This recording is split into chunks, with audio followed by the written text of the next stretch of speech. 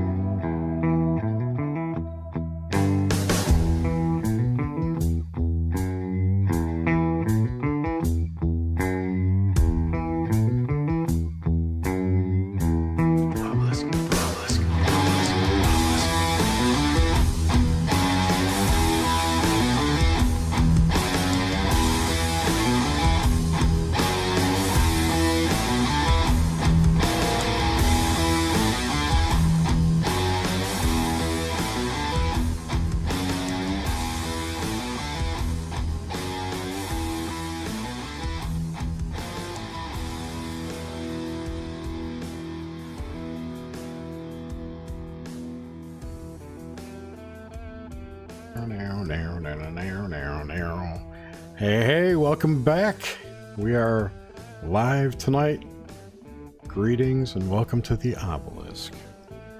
Our esteemed guest David Barsky has fallen off the flat earth. We do not know where he's at, so we're just going to BS for a while, and we've invited some other people to join, and we're just going to have a little bit of a panel discussion, and hopefully we'll get maybe even Suzanne to come on. How you doing, Nish? I am super excited to be here, and we definitely have a hot confirmation. Well, it looks like Erik Peterson's here. So we have Erik Peterson, who I've done some really great breakdowns with Michael Wachter. That's going to be fantastic. And also Dan Shook, Daddy of the Cosmic Keys. And then, of course, if Suze joins, this is going to be really a great... It'll be rocking. Yeah, back on to... the YouTube's night, and so I'm doing good. Let's bring Erik on. He's on. He just has to unmute. Erik Peterson, last minute Erik Peterson, how are you doing? We'll wait. But anyway, so let's announce to the world where you are, Jerry. Oh, I'm in Florida, finally. Yay! It was like a year and a half or 2 weeks later. It was... It was over a year. It was a year and a couple weeks, yeah. I think I closed in May of 2021 on this place. Well, I'm glad you finally made that happen. It's great. It's a new cycle. And of course, Florida looks like one of those good states to be in these days if you like to. Heck yeah. You know, there are a lot of reasons to like Florida right now. The free state of Florida. I'm so happy to be here. Especially after I saw that vote on guns went out today. Did you see that, the congressional vote? I did. Oh my God. Everything going Oh my God. I'm so happy that there's like 4 gun stores within 5 miles of my house.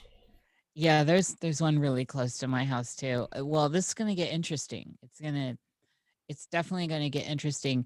One of the things that I've been enjoying watching is having, you know, I think Mark Dice used to do this, and a bunch of other people would go out into the field and interview people. Still does.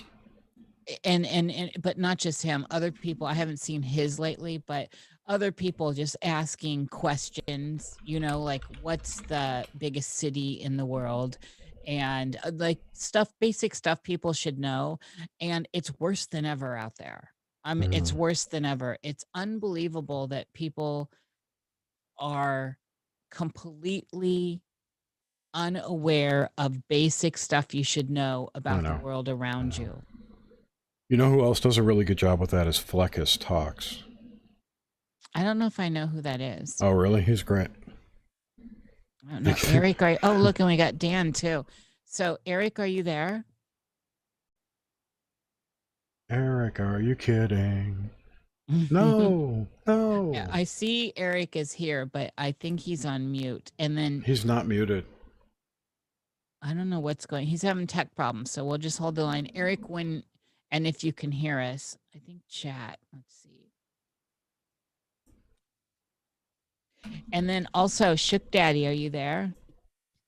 Can you hear me? Yes. Hey, brother.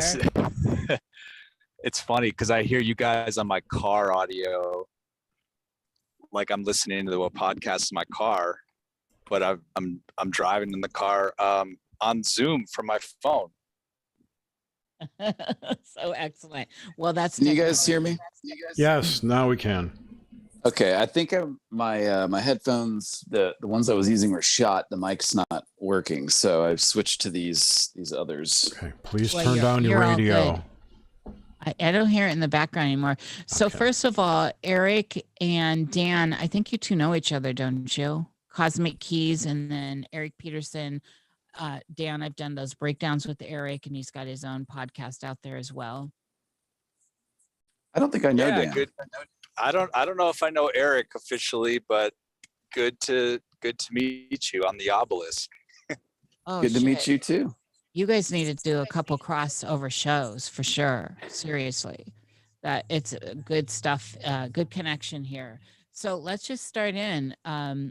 So first of all, thank you both for being here and having a fun panel with us. Hopefully we get the crazy and wild Suzanne, Potter Thomas. Yeah. Maybe Barsky will even show up. Yeah, maybe the always, where is he, Barsky? And so this is like a thing. I hear myself in the background, so I think somebody's computer is on, or that you got to mute it. I think that might be me. Randy's in chat. Hey, Randy. Hold on. Let's see. I don't know if I hear myself anymore. Okay, good. So let's just say hello, everyone. So Erik, how are you doing? What's going on? I am today I'm doing good. I just been I think it's been almost 2 weeks now. I started having like some health issues and was like a stomach problem that I think I was having back in 2019, and it came back right on the same day that I found out my grandfather, who's 101, had gone into the hospital. My uncle called me. So, and at the same time, we started looking for houses. So been a lot going on, but I was actually working with Emily Moyer, and she put me on this new diet, which is really working. So I think I've turned a corner. My health is starting to get better, and I'm feeling better, and I've got tons of energy. I was doing some woodworking today. Oh, wow. That's a good shout out for Emily's abilities. Yeah, she's really good at what she does. Yeah, she's been working at that a long time. And it's interesting. And just for everyone, Erik is not bitten. So it's not that. No, I am not bitten. I don't know what it was, but this I've been kind of going down this journey of heal thyself, and just sitting in the pain and the discomfort, no matter how much I want to numb that out, but just allowing that information to sit with me. And I'm really starting to learn more about myself and how strong I truly am, just by not relying on somebody else to fix me immediately. Yeah, well, since now that they've created, it wasn't before, it is now a nation of hypochondriacs. Oh yeah. Holy shit. You can't have a nosebleed without people looking at you crazy. A bleed, listen to me, like a runny nose out in public without people looking crazy at you. Even the CDC's gone hypochondriac with the announcement yesterday. Oh, we should put masks on for monkeypox. And then they pulled that back like 2 hours later. Nah, never mind. We were kidding. I feel like monkeypox is like a failure to launch, right? It's just, it didn't quite take off the way they thought it would. Well, I think if you give it time, I think it's going to creep. There's like only a couple hundred cases worldwide, and it's not fatal. I mean, I don't know what well, pox aren't. Yeah. It's only it's only contagious by contact or sex, or bodily fluids or contact, skin contact. So I mean, it's not airborne or anything. And even if it was, it's not fatal. No, and you can get purple pitcher plant extract or tincture. Right. And well, for those of us that got pox, all pox are related, so we already have an immunity to it. But you know who doesn't? Who? Everyone who got chickenpox vaccine. I know, but Gen still, Zs. you can get pitcher plant tincture and take that, and also you can dilute it into some warm water on a towel and use it to comfort the pox as well. And if anyone's had pox in the past, you know that they're not great and they're nasty. But we get stronger. We do have immune systems for a reason, people. So with that, though, I want to also let's bring on and say hello to Dan of the Cosmic Keys and check in with him, and then we'll just start rolling. Jump in anytime for anyone here. So Dan, what's up with you, brother? You're in a new place too, you and Jerry.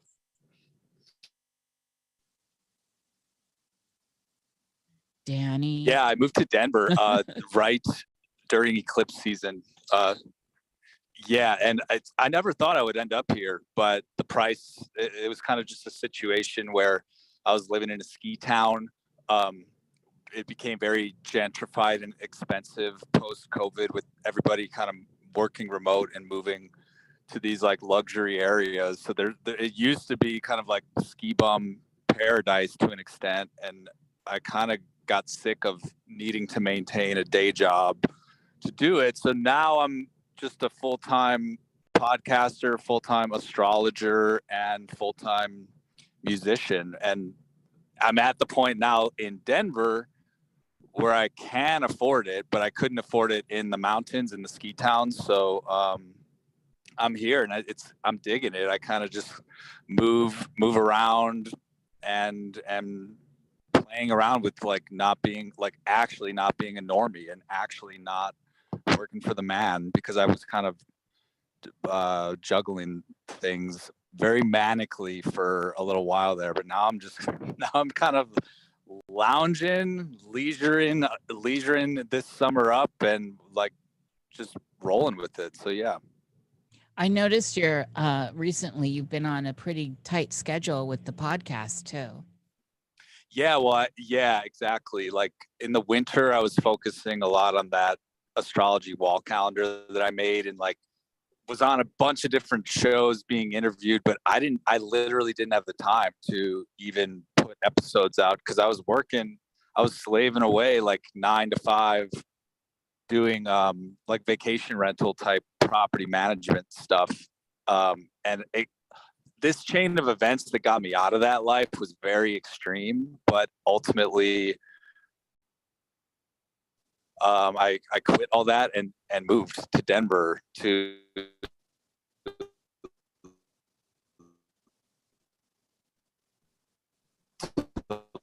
live a little bit more simply. And now that I have all this with the podcast. Hello? Yeah, we can hear you now. You are Mr. Robot. You went Mr. Robot, yeah. Yeah, sorry, I'm driving. I know. So thank you both of you for being here last minute. I actually think that Jerry and I need to do more of these kind of panels. This is kind of how Jerry and I started anyway, out of what he called the hive, and we were just talking to people and having a good time. This is kind of what I do on my show on Thursday nights. So just put together a panel of people, send out the link to, certain people, and whoever shows up. We don't really ever have a topic either. We just kind of go at it and see what comes of it. It's always usually works out pretty well. You know what? They always do. I've got a question for you, Erik. What is going, so you're right now you're still in the DC area. Let's just do a little boots on the ground update, y'all. What's going on in your area? Are you seeing shortages? What's going on? I don't really see a lot of shortages. I do, like, the price of food is going up pretty high. I mean, especially for like meat and fish, like at Whole Foods and some other of these smaller like organic grocery stores around here, the prices have just been steadily creeping over the last 2 years, but never really any major shortages. And I see masks still, but I'm on the Virginia side, So it's pretty relaxed over here. We just elected a Republican governor. I think it was earlier this year or late last year. This guy Youngkin, and he immediately set about to try to like undo a lot of the COVID restrictions and stuff. So, and most places we've traveled to, like in Pennsylvania and Maryland, it seems like COVID just doesn't exist anymore. But you still see people walking around with masks in the stores. So it's like it's there, but it's not there. And it's really hard to say, because I hear about like these chickens that are getting destroyed by fire and a lot of the shortages that are going on. We just don't see it here. And I wonder sometimes if that's because of the area that we live in. Like it wouldn't be good to have shortages in the capital. Right. What about the gas? Oh, the gas is terrible. I mean, we went on as you know, we went on a cross-country road trip in October of last year, and gas was what, $3.20 or something when we left here, and it was just about $5 a gallon out on the West Coast. Now we've got gas like over $5 a gallon out here. And so I can't imagine what it's like where you're at. We're close to 7. Out in California, it's close to $10. I've seen. Yeah, they're resetting all the pumps for double digit. Yeah. What's it down by you, Jer, in Florida? So when I left, it was $4.19 in Georgia on Monday when I left, and down here it's $4.79. Jesus, why is it so good? That's not good. It was like $1 less. Yeah, where I'm at, it went from like 460 something to like the highest I've seen is still like 499 in Denver. So I'm over here in 7. Y'all, the West Coast, we always get the worst of this. I remember what was it? Oh, geez, like 14 years ago, being at $6 in California, and nobody else in the States. I was bitching when I was still on Facebook about it. And of course, nobody but Californians could feel my pain. Well, it was the LA area, Burbank, but here we are again. And they have, it's been out. They have, at least in Washington state, our local government did reset the pumps so that they can accept over $10 as a value. Right. That's frightening. And of course, we know this isn't the agenda that they want. Yeah, Biden even said it. It's the transition we need. Poopy pants. What about? Fucking retard is what he is. Oh my God. I want to read this, you guys. So I don't know if it's true or not, but this is my sentiment over the last last few years. So allegedly it's from Johnny Lydon, but he said, I never thought I'd live to see the day when the right wing would become the cool ones, giving the middle finger to the establishment, and the left wing become the sniveling, self-righteous, twatty ones going around shaming everyone. Does that not just kind of wrap up what's happened? I mean, that's where, I think we've all made notice of bands like Rage Against the Machine, making sure you have your pass to get in and stuff like that. We're so far into this inversion, into this upside down reality that it's beyond cartoonish at this point. Yeah.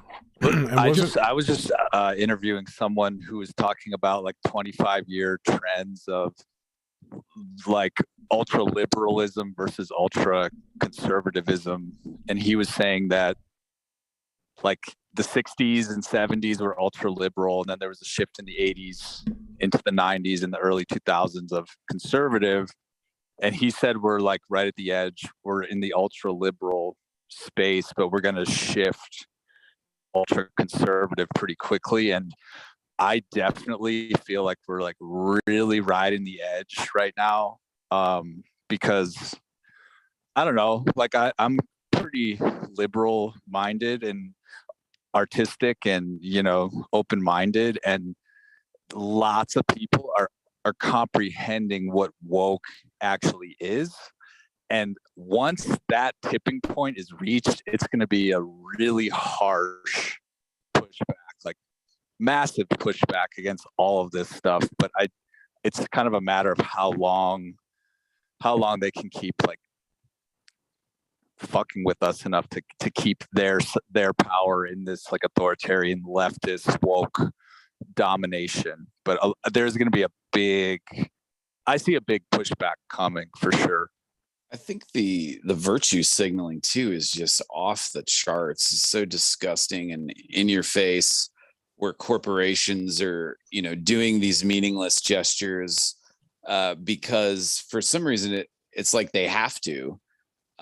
Like they all get the same memo and like you have to do this for this month and you have to promote this thing. And I mean, even like celebrities that come out with whatever's going on in Ukraine, it's almost like an automatic response. We must support Ukraine. I think people are just, they've had enough. They're getting sick of it because it's becoming so transparent about how ridiculous it is. You're not allowed to have your own opinion or form your own opinion on anything. Yeah, it's over the top. I just want to make a comment. I've never been a fan of I appreciate the band, but I've never been a fan of Rage Against the Machine. But I just think it's ironic that a band with that name is so institutionalized now that it's hard to put that irony down. And I love using it as an example. There's one thing. So Masaki out there, I'm sure he's out there, had mentioned to me recently that he thinks that there's a push so far that this is all going to push so far, this leftist stuff, this crazy stuff, that it's almost like, and I'm totally fucking it all up, but basically that there's a huge right swing because of all the craziness on the left and all the stuff that's just disassociated from anything that's reality based at all, that it's going to create some really extreme stuff from the right, like we have seen in some of the dystopian orderly stuff, like say Handmaid's Tale and stuff like that. Maybe not exactly in that form, but something where there's such a push because this is so crazy. When we're in a world where the definition of a woman is a beard and a cock, I mean, come on. Have you guys seen the What is a Woman video? I don't know if I've seen that one, Movie? but Ricky's Netflix comedy thing was killing me about the old women. I don't want to talk about the old women, the ones with wombs. So I just think this is so crazy. This kind of how everything's tipped away from really absolutely just baseline reality. A woman is not a person with a beard and a cock. I'm sorry. I'm sorry. That is just not a woman. A woman to me still is a homo sapien, a human being with a womb that gives birth to a baby. No offense to anyone in the spectrum of gender, but I'm sorry, that's the definition of a woman for me. So I have a beard and a cock, so I'm glad to hear that I'm not a woman. All right, Miss Shook Daddy. I have a beard and a cock, but I wish I Do you have a womb, though? Do you have a womb? Hey, you can give birth anally. There's no need for a womb anymore. To a viable human. Sure. Wasn't there that guy in Hawaii that was the first male to give birth? Yeah, that was a long time ago, wasn't it, Erik? Transgender. I don't have a problem with that. I have no problem with that. I don't either. Making the rest of us bend to this language is absurd, and we do need to have these definitions of understanding what are these things, and the biology counts here. I'm sorry. I don't mean to be offensive to people on some spectrum with this, so it's pushing this onto us. We need to remain somewhat on the same page as far as words and definitions. The kids who had to wear masks in school are going to really come back with a vengeance, Yes. I think. And it's going to be like when they are actually in the workforce or, you know, in the real world and not kids anymore. I think that's when the pendulum is going to swing so far. And I could easily see it being like orthodoxy and like really like conservative Christian fundamentalism and orthodoxy and traditionalism. And by that point too, like it's going to be, the great reset is still going to happen either way. So we're going to be fucked either way. So we might have to take up a lifestyle like that is super trad. And I feel like these kids who were abused by these libtard parents are going to be leading the charge, and it's probably going to arrive in like 5 or 10 years. I've got a theory that I've been working on recently about this, and I think that the Mormons are actually going to play a big role in what you're talking about.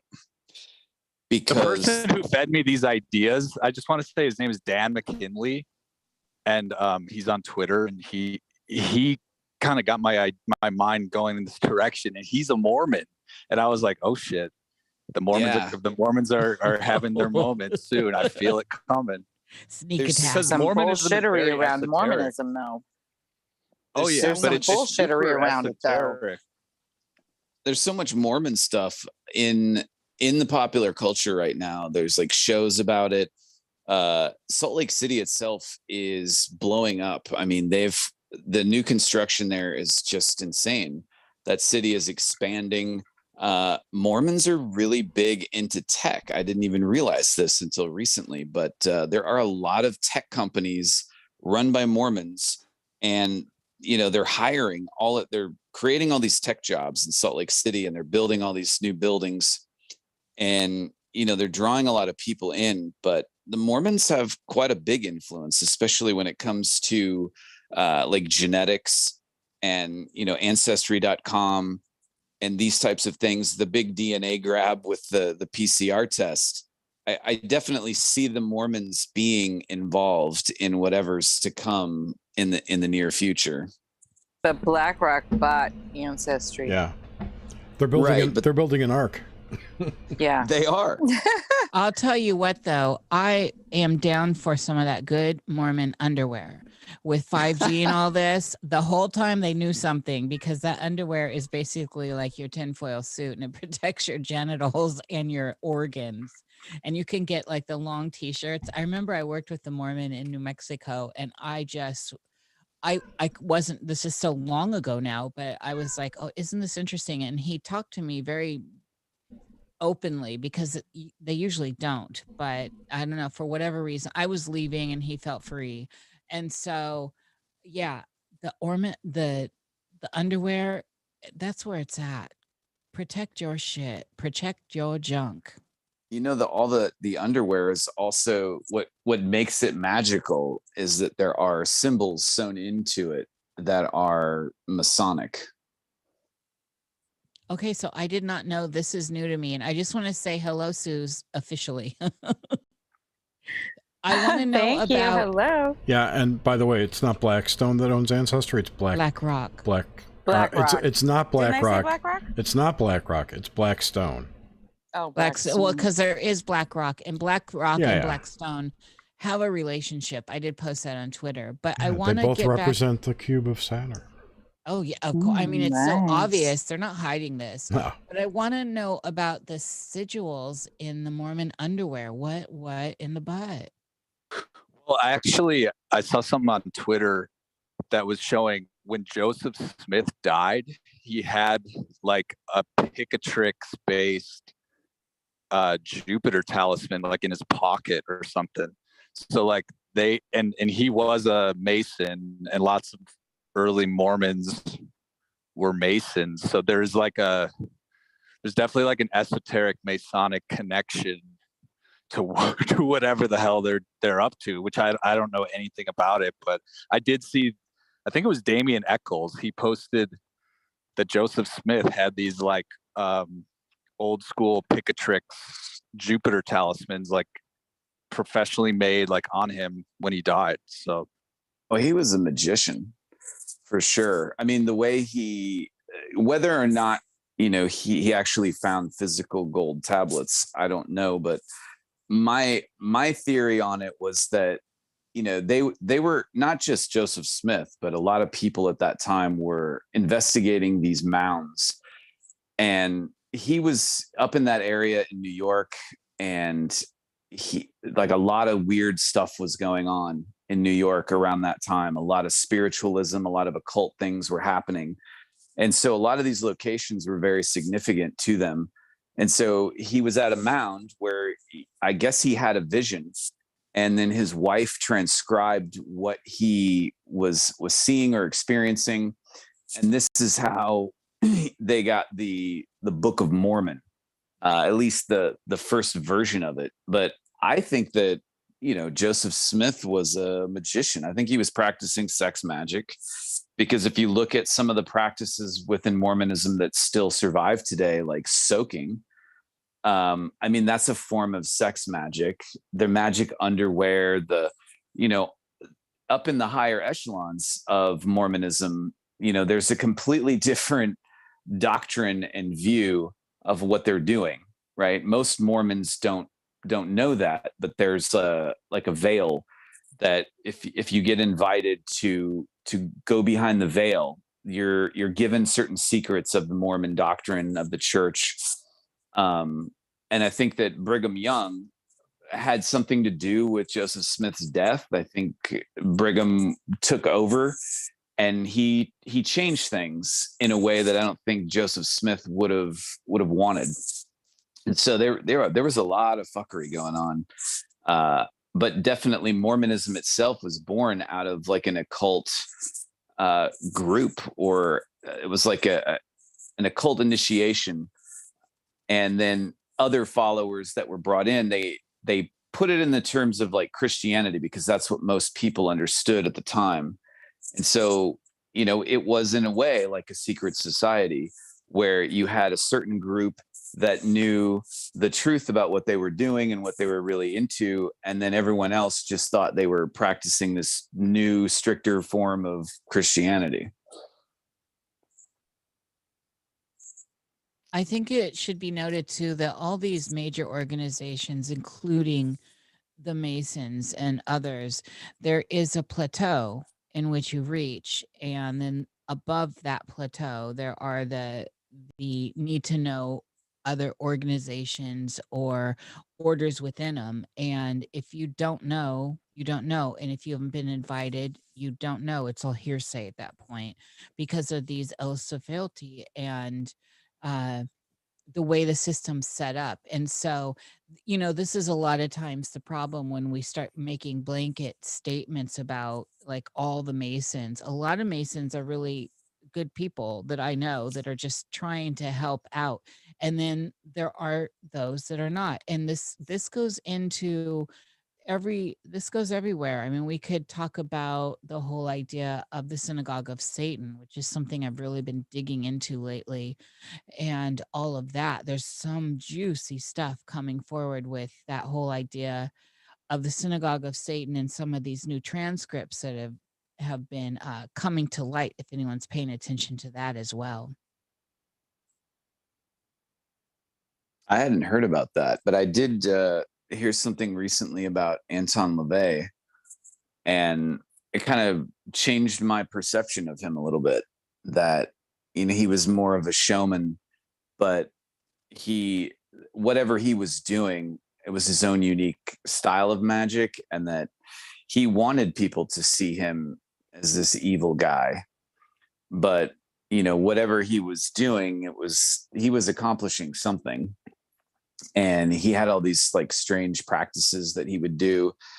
And the more you really look into it, you start to see that like it's really not that much different from a lot of the religious leaders and the things that go on in major religions too. Well, one of the things that has tripped me out, so y'all may not know this, but I listen to some preachers that are that are totally just over the top preachers. And like the crazy one with the eyes, he's just a total demon. I can't think of his name right now. oh God, who just It's their the guy they whole- make the mixes of, the Yes, I love COVID. I know, I know. And God told me I needed this yacht and 33 others. And those guys just kill me. And then another one is Perry Stone. Man, that guy's a charismatic. He just gets it going. And so, I'm just morbidly obsessed with, I guess I have a dark fascination with these charismatic types of people in the world, period. And if you start seeing that kind of charisma and you experience it without knee-jerk responses or without emotional content involved, it's very entertaining to watch. So, And Kenneth also Copeland is that guy's name. Kenneth Thank you, Copeland. Jared. I was just gonna Kenneth say. Yeah. Copeland is That's who it is. juicy. Holy crap. I can't believe people That follow dude's that man. eyes.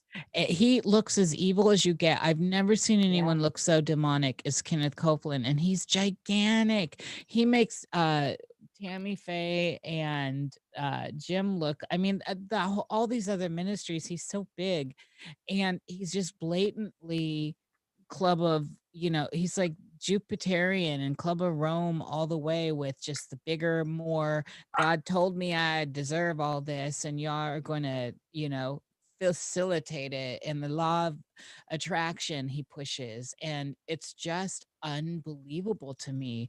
Again, I watch it without being emotional. I watch it, well, to me it's straight up entertainment. So I don't know how, I'm perplexed that people take him seriously. But that kind of person, that kind of personality, that's how you get these cults. That's how you get this kind of deep, dark narrative. And I question, how is it that so many people can buy into that kind of rhetoric? That's what surprises me. I actually had a good friend that I worked with, and she was from Oregon, and she was in the Pentecostal church. And, she was telling me about, I don't know if they were in Kenneth Copeland's sort of ministry. I don't know where his church is exactly, but they were definitely following that kind of, very showman-like preachers that they probably even did like the snake handling in their church. And she love those. She was telling me about her upbringing and her experiences, and I mean, it was pretty intense. Like, I know that when you're raised in that, I mean, you don't really know any better, you don't know any different, and there's a lot of pressure on you if you're in a family like that to do everything the right way. The speaking in tongues and all of that, it's almost like you have to commit to believing that it works. Otherwise, if you question that, is this really working? What's going on here?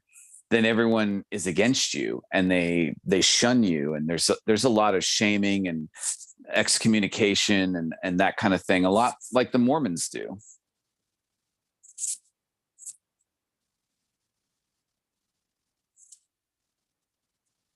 Moment of silence. I was just trying to be respectful and let other people jump in. I know I can talk for everyone. I was just going to say, like, human nature is culty, and nobody wants to admit that, but I think tribal is probably a better word. Yeah, it's definitely tribal, and I think like the prevailing cult right now is the leftist, like, virtue signaling social justice cult. And Yes. I don't think it's gonna last, but that's the only thing right now that's actually kind of like replacing religion. I feel like that is, and then I don't know, like the virtue signal and the sort of like purity that people expect out of like social justice-y people, and the mob mentality, and it all fits in the cult definition. And I think the reason it works is because that's like, humans will do that. And if you tell humans that they're atheists, they'll figure out a culty way to be atheists or whatever. Just look at look at the mask people. They're cultish. The whole COVID vaccine thing is very cultish. Oh yeah.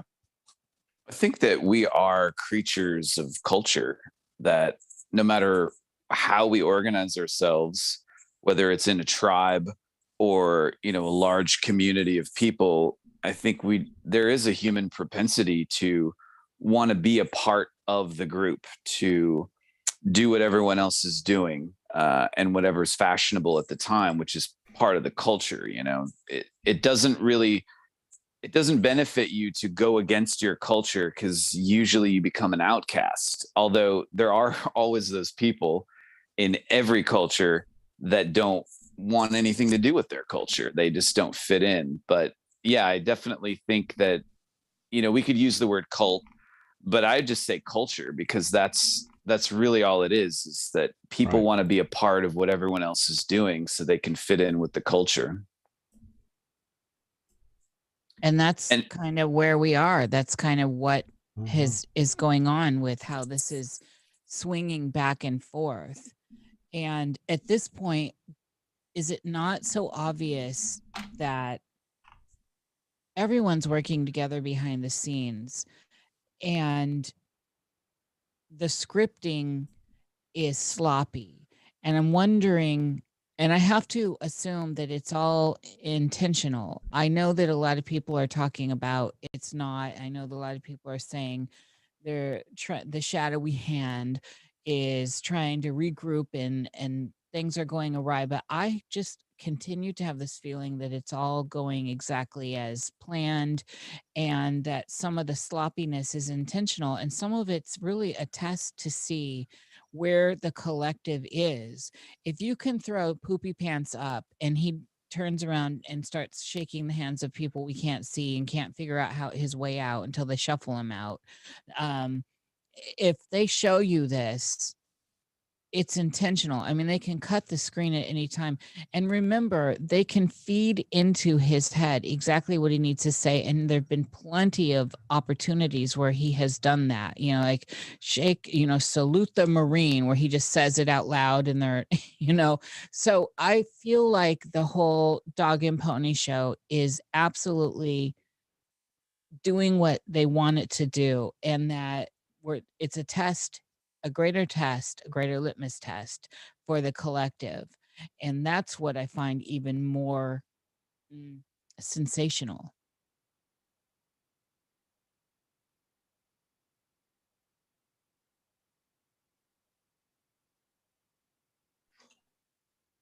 Yeah, I mean, I think the current thing changes literally day by day. I mean, whatever people It are definitely expecting, does.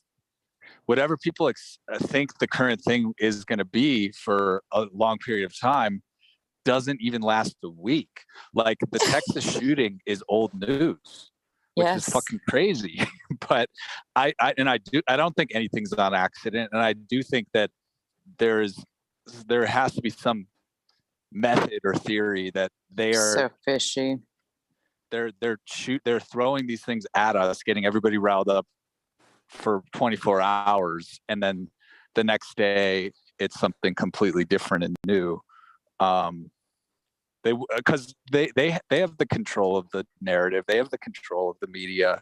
They could be talking nonstop every single day about Roe v. Wade if they wanted to, but that's old news at this point.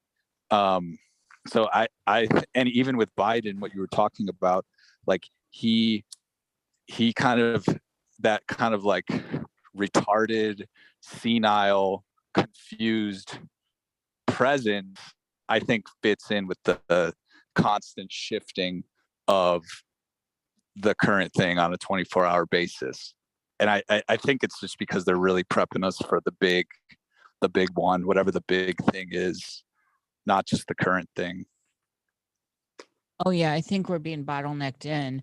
The thing for people like us that have been watching and I guess staying in the game with our finger on the pulse enough to be in observance, is that how absolutely ridiculous it is that every turn that Orange Man Bad made, I'm just saying that as a joke, right?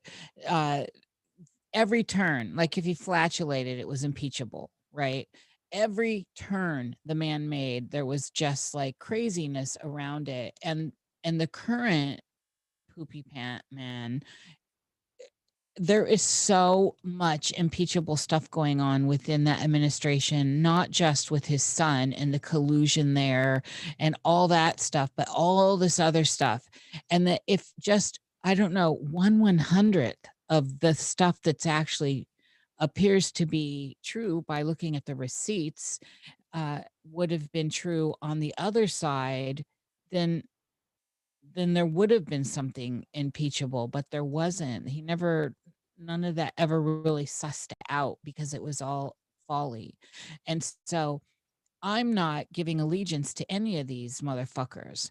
I'm saying I'm looking at this and I think it's so hypocritical.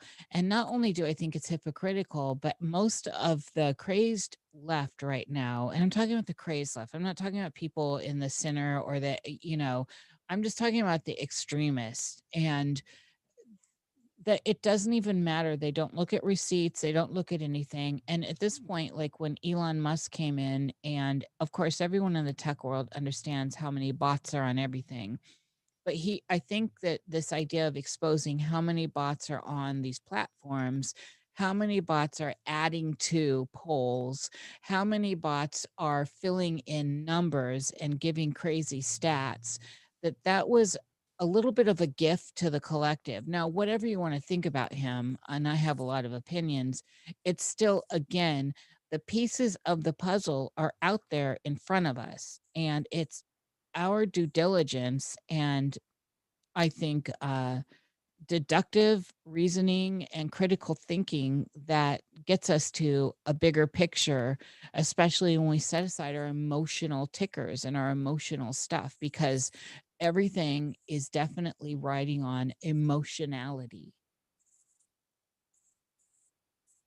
Yeah, it certainly feels like the 24-hour news cycle and the constant bombardment of new events is designed to keep you in this like low vibrational emotional state and not allow you I mean, one thing I've kind of noticed just going through my own health issues is just how if you go on Google and you put in a symptom, uh you're going to get a litany of like terrible, horrible things that it could be.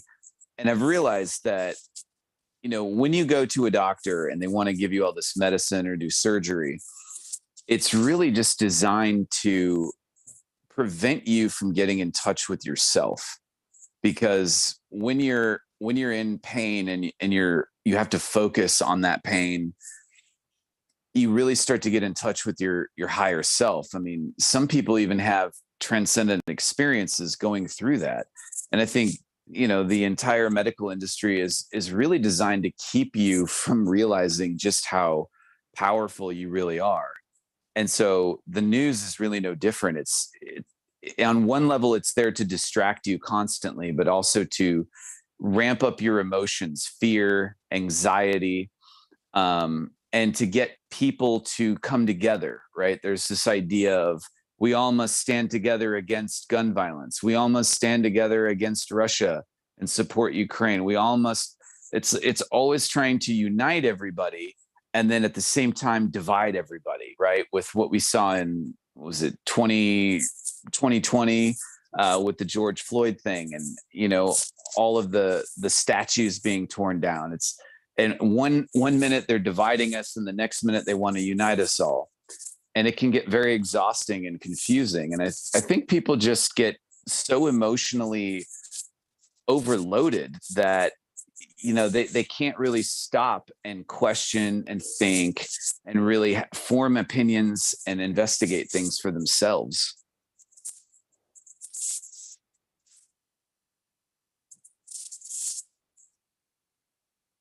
Where is this going though? Like as Dan was talking about earlier with the state of the nation and I would extend that to nations with what's going on with the education and, well, first of all, the education of the children, but then, you know, everyone's been put under mass trauma event that is unrelenting and continues to be moving deeper and harder into this idea of total control. We're in for some crazy times just because of what has been done to the youngins.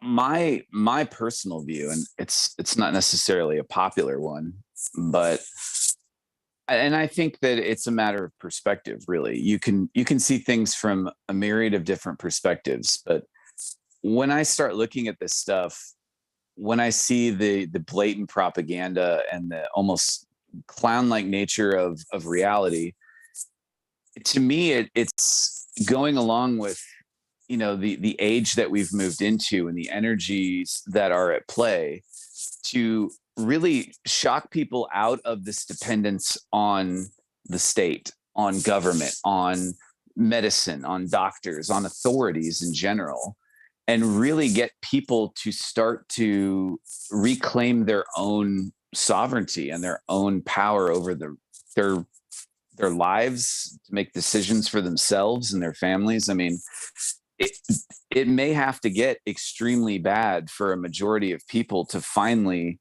collectively just decide that this isn't working. We don't want this anymore. I completely agree. Yeah, sometimes it feels like they'll never get there, that people will just take whatever's given to them. But I think there is going to be a breaking point. There is. Yep. I've been in the school system I have 4 kids. So my oldest is 37. I've been in the school system for a really long time. I've seen what they've done, how much power they've taken away from parents, how much perceived quotes, how much perceived power they have tried to say they've taken away from parents. And parents don't know any better because they don't go and read the schools. They don't read the educational codes. They don't know their rights.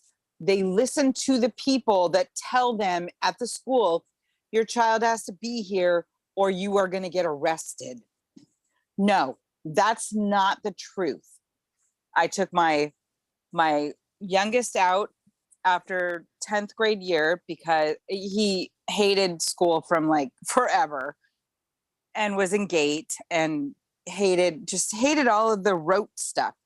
It was horrible. So I took him out and they tried to tell me like the cops were going to come and all this bullshit. And I was just like, look, it's completely this, you just have to read the code. This code tells me right here that it's my right to take my child out. You have no rights on my child, blah, blah, blah. You have to read the fucking educational codes. Parents, please educate yourselves because your kids are depending on you. I think that's why homeschool is seeing a huge surge. So many people are moving to homeschooling. People have been exiting major cities the last 2 years and buying up properties out in the country, starting to grow their own food. People that, maybe 5 years ago would never have even thought to be homesteaders are now homesteading. And, the fact that they can work from home with the technology available, and work is moving so that we can be more mobile and nomadic in a sense, or we don't have to be tied to a certain location necessarily. And I really see a lot of people getting tired of the system to one degree or another and starting to, pull away from it. I do too. Alternative, homeopathic treatments, herbalists, all of these things are on the rise, and they're making lots of money right now because there is a huge shift in consciousness away from, reliance upon the state, reliance upon allopathic medicine and the education system and all of these things. People are starting to just exit the system and find alternatives and create new communities. So I do think there is definitely some hope out there for sure. I definitely feel agree. hope. I know. Yeah, sorry. Go ahead. Well, yeah, I was just gonna say, like,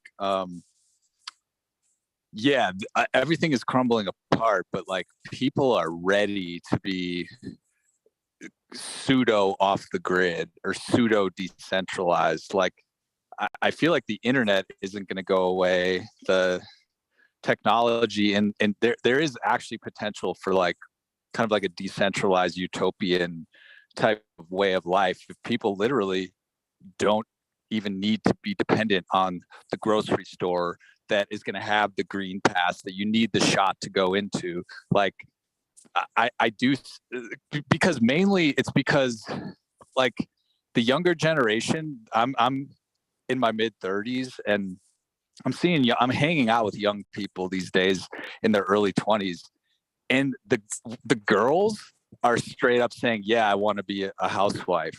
Like women my age when they were in their 20s could not even say anything like that.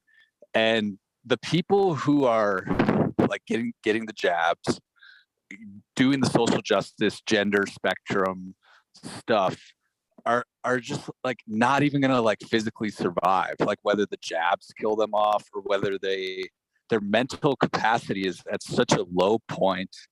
And I firmly believe that there is going to be a huge traditionalist movement that's like homesteading and part of this like digital ecosystem, but it literally will be decentralized, and it'll just be, but there's going to be, I see a huge crash coming for like this beast system that has these purple haired, 10 different genders per week weaklings die off.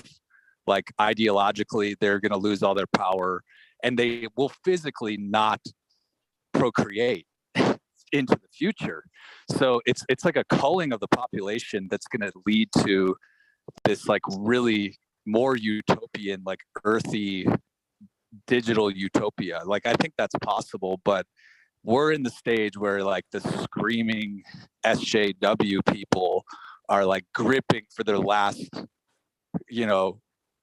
their last taste of power. But when the pendulum shit swings, they're going to just be they're going to be dead. I mean, they're going to be on their 10th booster. They will. And they don't procreate.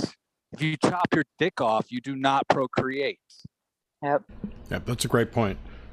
And the other thing too is that it seems like we're normalizing mental illness in this country. We're at an end of a civilization. I said too. it like a year ago, because reading history, every civilization comes to an end. It doesn't mean the civilization dies. It just means it's you go into a new civilization, go into a new like timeline, basically. Right? So whatever happened, it's a paradigm shift. It's a paradigm shift. And the pendulum, yes, we've been talking about the pendulum for a really long time. And that shit is going to come back. And like Adam said, the pendulum is going to have a guillotine on it. And these people are not going to survive. It's a huge axe.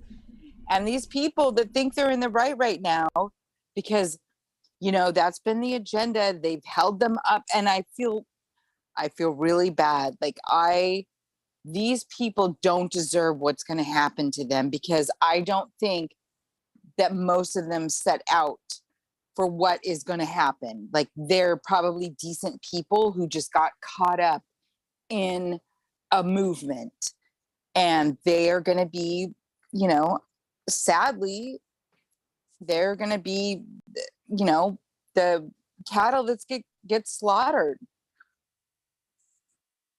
And they need to think about that. Everyone needs to think about where they are, what their position is, how, how far they are willing to put their position forward, what it will cost them, all that stuff. Because this is for all the marbles here. So Well, I'm and not the saying it's the end of the opportunity. world. No, of course it's not. It's just it's a we're at a crossroads, and Exactly. it's an end for sure. Yeah. And it's a well needed end. We need to Yes. It's the change fourth over. turning. Yes. Yes. turn, Yeah, turn, baby. the fourth turning is so huge. I mean, that's we're in the freaking pit right now of the fourth Yeah. turning.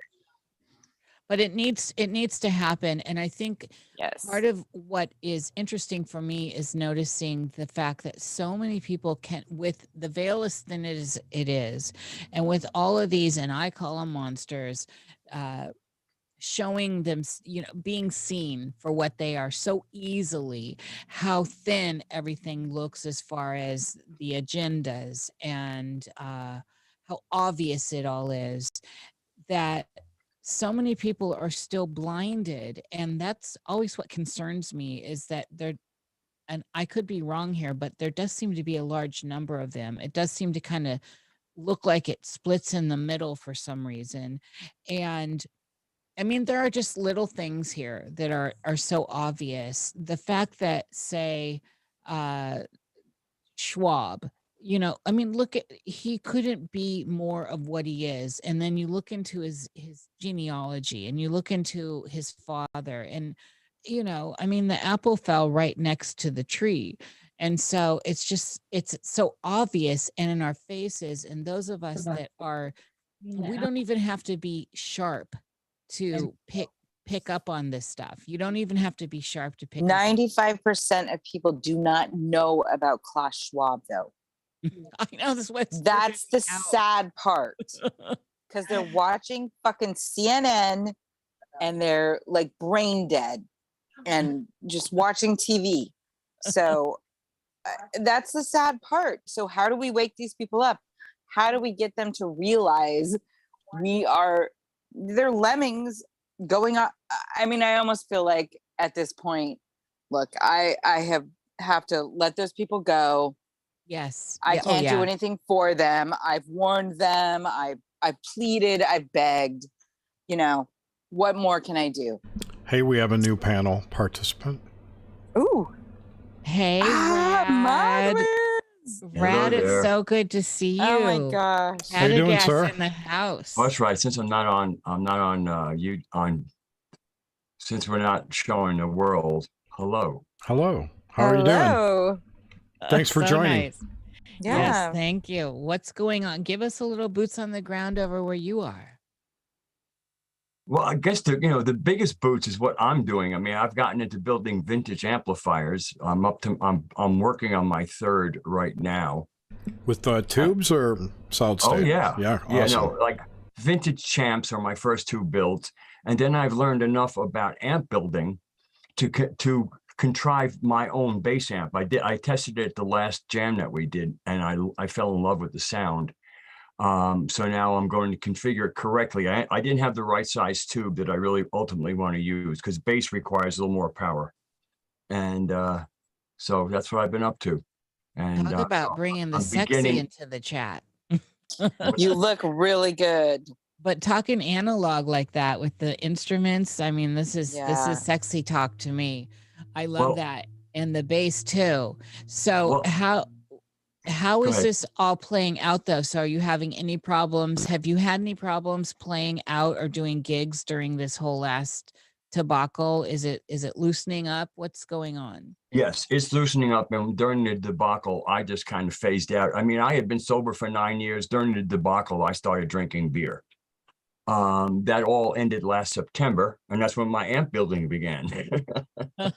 Nice transition. Well, I had all the parts. I had gotten them just before the insanity began. And like I said, the insanity began. I was like, what kind of, this world is insane. And then the government sends me all this drinking money.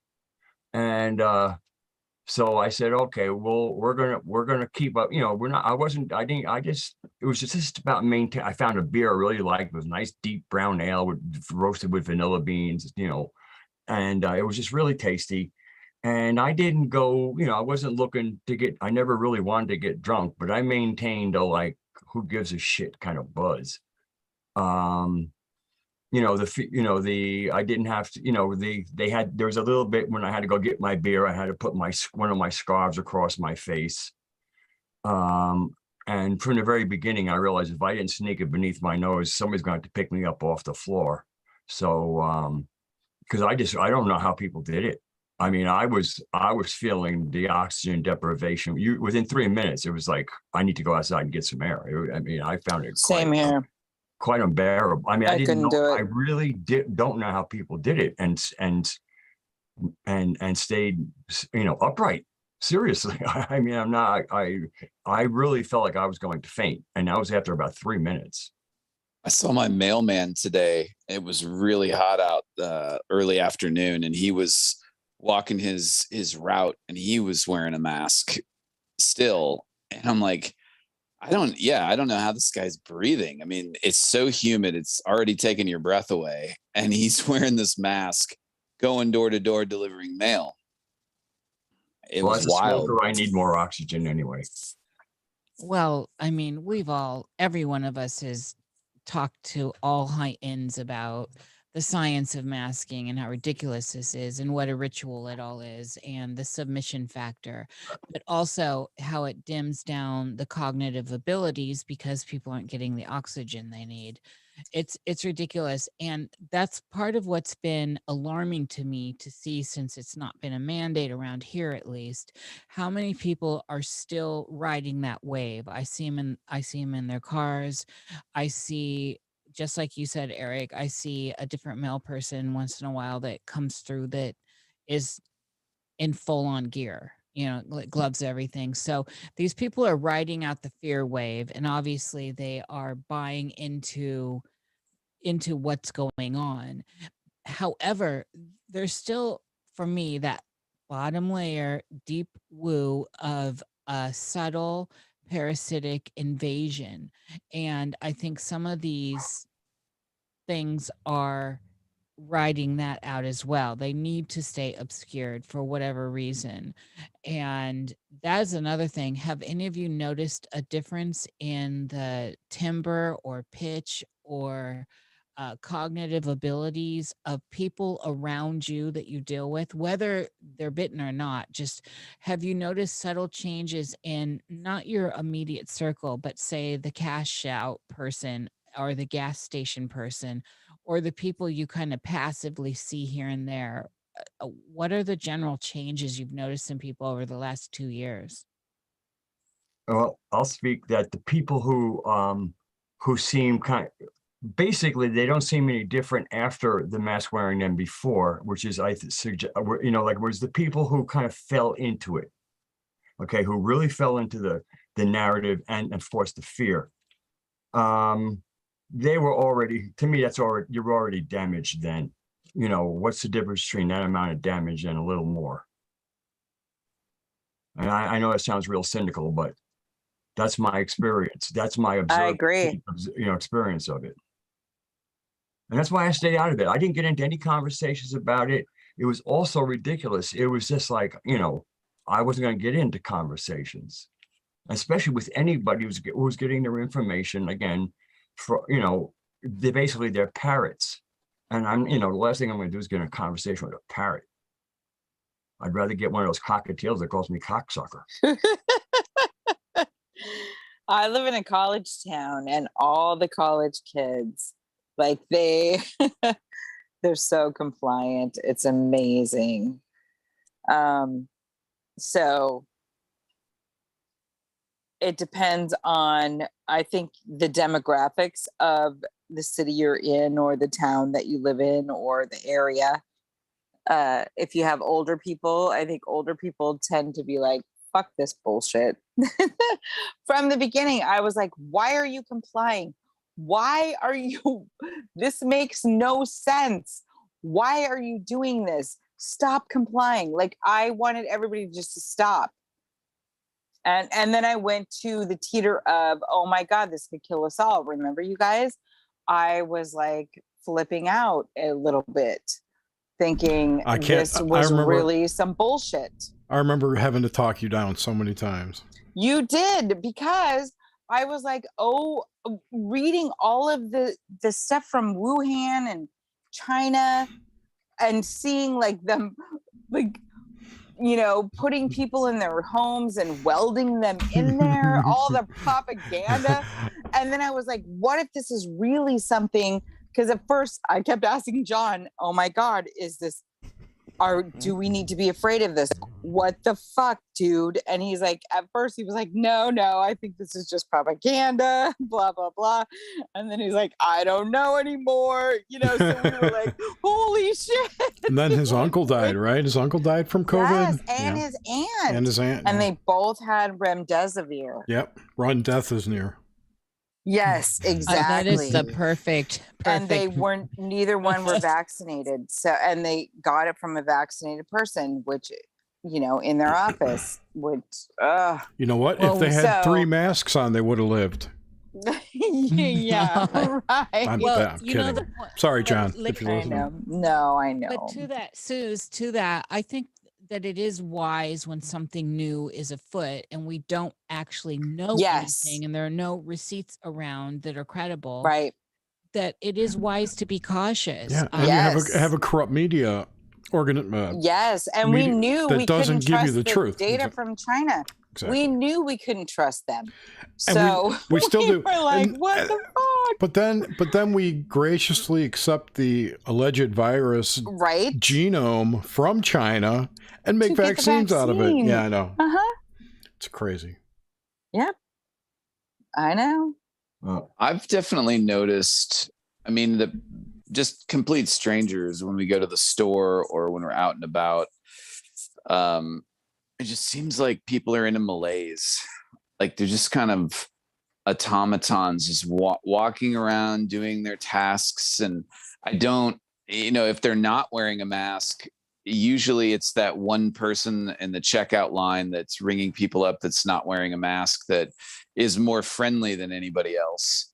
But everybody else that's still wearing the mask, even though it doesn't seem like it's the store's policy for them to, because some people don't do it, that they're just sort of dead in the eyes. They don't pay much attention to anything. And the people I do know, like somebody I work with, I had to go back to the office one day a week. And this woman that I work with, who, you know, I really like this woman. She's really nice. We've had great conversations. You know, now she won't get close to me. She's like got her mask on, and she's Chinese, right? So she's very played much joke. Yeah, she was very much raised in the culture of, you know, wear your mask and do everything that they tell you to do. So I can understand where she's coming from, but it was just kind of like I don't know how to interact with her anymore because she wants to be behind this mask and stand in her cubicle away from me.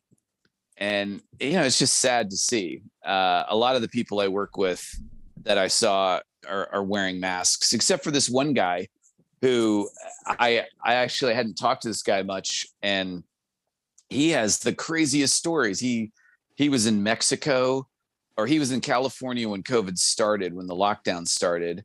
And then he went to Mexico and he saw a cartel shooting and he started an OnlyFans page. I mean, this guy was ready to just tell me his life story, but you know, he wasn't wearing a mask and he seemed great. So there certainly are a lot of people that just seem kind of, I don't know, not really there. It's hard to Yes. describe. Just dead No, in they're the not eyes. there. They are not there. They are following the news, and they are not thinking for themselves. They've checked out. They've totally checked out. I see it all the time. More we so than I drive think delivery before for Uber, COVID. and we live in a college town, and there's people that cross the street that have masks on, and they don't even fucking look at the cars. They just cross, like they're not even there. They're not even people anymore. It's so weird. the fluoride stare kind of. Yeah, People, that's exactly. But with a mask on and like not even looking to see if you're gonna go. Like, dude, you don't always have the right of way. I Sorry. see this as Sophia's correction. Yeah, It's it's a making good, a lot easier to see things. good point. Yeah, I It's- also noticed like Oh, hello. I have a Occult. lot of friends who were on board with this whole thing the whole time and were fine with the mask. We're getting all the boosters or whatever. But I do notice that right now, right now in their head, everything is fine. Everything like it's back to normal. It's like this whole thing is over. It's back to normal. But you know that if like something on the TV immediately said, we need to bring the masks back, boom, they would have them on in a second. But I just think it's interesting now there is like a demographic of compliant people who truly think that they're not doing anything wrong by not wearing a mask, that you don't need the social distance, and that this whole thing is currently over. But I just know for a fact that it will only take one CDC announcement for them to totally do a 180 and go back to it, which is interesting. Here where I'm at, even the stores have removed all of those 6 feet social distance stickers. They've taken the plexiglass down from in front of the cashier. They've relaxed their, nobody's required to wear masks anywhere here in Virginia, but it's like they've taken away all of the evidence that COVID was ever here, right? The plexiglass, the stickers, the signage, all of that just quietly just disappeared slowly. And still, you see people with the gloves, the surgical gloves, rubbing the alcohol on their hands when they get in the store. And it's just bizarre that they continue to do it. Like it's almost a habit now. And I've heard people say, yes. I just feel more comfortable in my mask. Yeah. Yes. Yeah, And that's they the do. mind control. Yeah. Hey, Well, before it is. I want to welcome Corinne, Occult Priestess, joined us. Welcome, Occult nice. Priestess. Hey, girl, how are you? Can you hear me? Test, test. Yes. Yes, Yes. loud and Oh, clear. great. Okay, thank you. I took a nap today and I just woke up in this topic because I was waking up being mad about this topic. And monkeypox, nobody's brought up monkeypox yet. Is what happened with that? I heard the K was silent. We Pox brushed upon the the people. case. We brushed over it The real case quickly. totally silent. It's monkeypox is a joke. I mean, it's not. Well, it actually so I do check the regular standard news, and it's back in the news with a vengeance. Just today, because again, Occult Priestess, I was like, where did it go? All of a sudden, it was gone. Well, now they're amping it up. I think in England, Drudge Report's got it over there. Again, that's mainstream, and it's a good finger for the pulse of all that. And then they're saying all these new cases have happened here in the States. So like And remember, they locked down, was it all the Chinese people? And then that's recently stopped. So that means that's coming here, right? yes. They have to quarantine the ravers. Well, there's all kinds of woo around this because And they're lot of saying it could be aerosol. well, it they're could saying be- that, but they're also talking about the link between electric activation, so vis-a-vis millimeter 5G. waves or something. Oh. Yeah, like that. That's actually part of the symptomatic release of stuff that's in the juice that everyone has. Hmm. The magic Fauci juice. I was actually going to buy one of those EMF cloths that somebody had made it into like a hood. Yeah, it was Right, you can just- Erik or Landman, right? Has all this. Well, I don't know if Erik Landman makes them, but I think a lot of people are selling them. But Sorry. yeah, it's almost like a poncho with a hood. Mm. And I think I'm just going to start wearing those around everywhere. I might start a subscription to my own negative blood. Oh yeah, there's a lot of us that, well, the blood talk lately is interesting too. People are following it. The blood banks are dry, Yeah. etc. The blood is really interesting. What they're doing, we have This is gotten because of global warming, though, right? Right. This Of is because course, of yeah. course. Well, of course. But I we've want to make gotten sure I want to make sure we stay, we stay on the facts here. exactly. We've gotten no clear. I mean, we've gotten so much disinformation and so much information that could be real information. We don't know what is happening with the blood banks. When this first started, I talked to a guy when I went to Washington. We stayed at a hotel, and I talked to a guy who worked for a blood bank, and he told me they were still accepting blood from vaccinated people. It wasn't anything that they were looking at. Like, They still anybody are. could give blood, They still are. right? But the thing is that the people who they take that they do the COVID stuff with, it's their antibodies. It's not the blood. What? So it's Yeah, different. I'm stumped. Yes. The Susan, I'm following. Red Cross will not accept vaccinated plasma donations, convalescent plasma. They will accept Right. blood. They won't. They won't. Right. They will not. It's due to the spike protein. Correct. But they will accept blood donations. Yeah, they probably sell it to the cement industry. To strengthen the cement. Now, yeah. It's the new sand. good one, Rad. It's a genetic rebar. Exactly. It's But crazy. nonetheless, so with Saturn retrograde and these, I think personally, and of course everyone knows I'm the dark queen in the house. I think that we are getting ready to look at some very, very crazy months these next 2 months. Of course, all the astrologers, Dan, you may chime in on this since you're an astrologer as well. And I know Occult Priestess, you are as well, that there is a potential for a lot of really volatile stuff in the next 2 months. And then I was looking at a clip from an interview that, whether you love him or hate him, Uncle Cliff was on recently, and he said that all the people that have gotten juiced, when they realize, because now they're normalizing the sudden sudden death syndrome, Yeah. Sads. That's so sad. I like It listening is, to him right?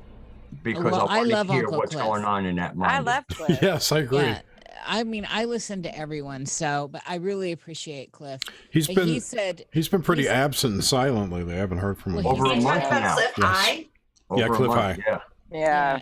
he's got stuff going on in his private world, but he has been on a couple shows. But anyway, just to get to the point of relevance with this, he had said that there's going to be a mass wave of very pissed off people that when they Yep. come to this realization, they were duped with the juice duped.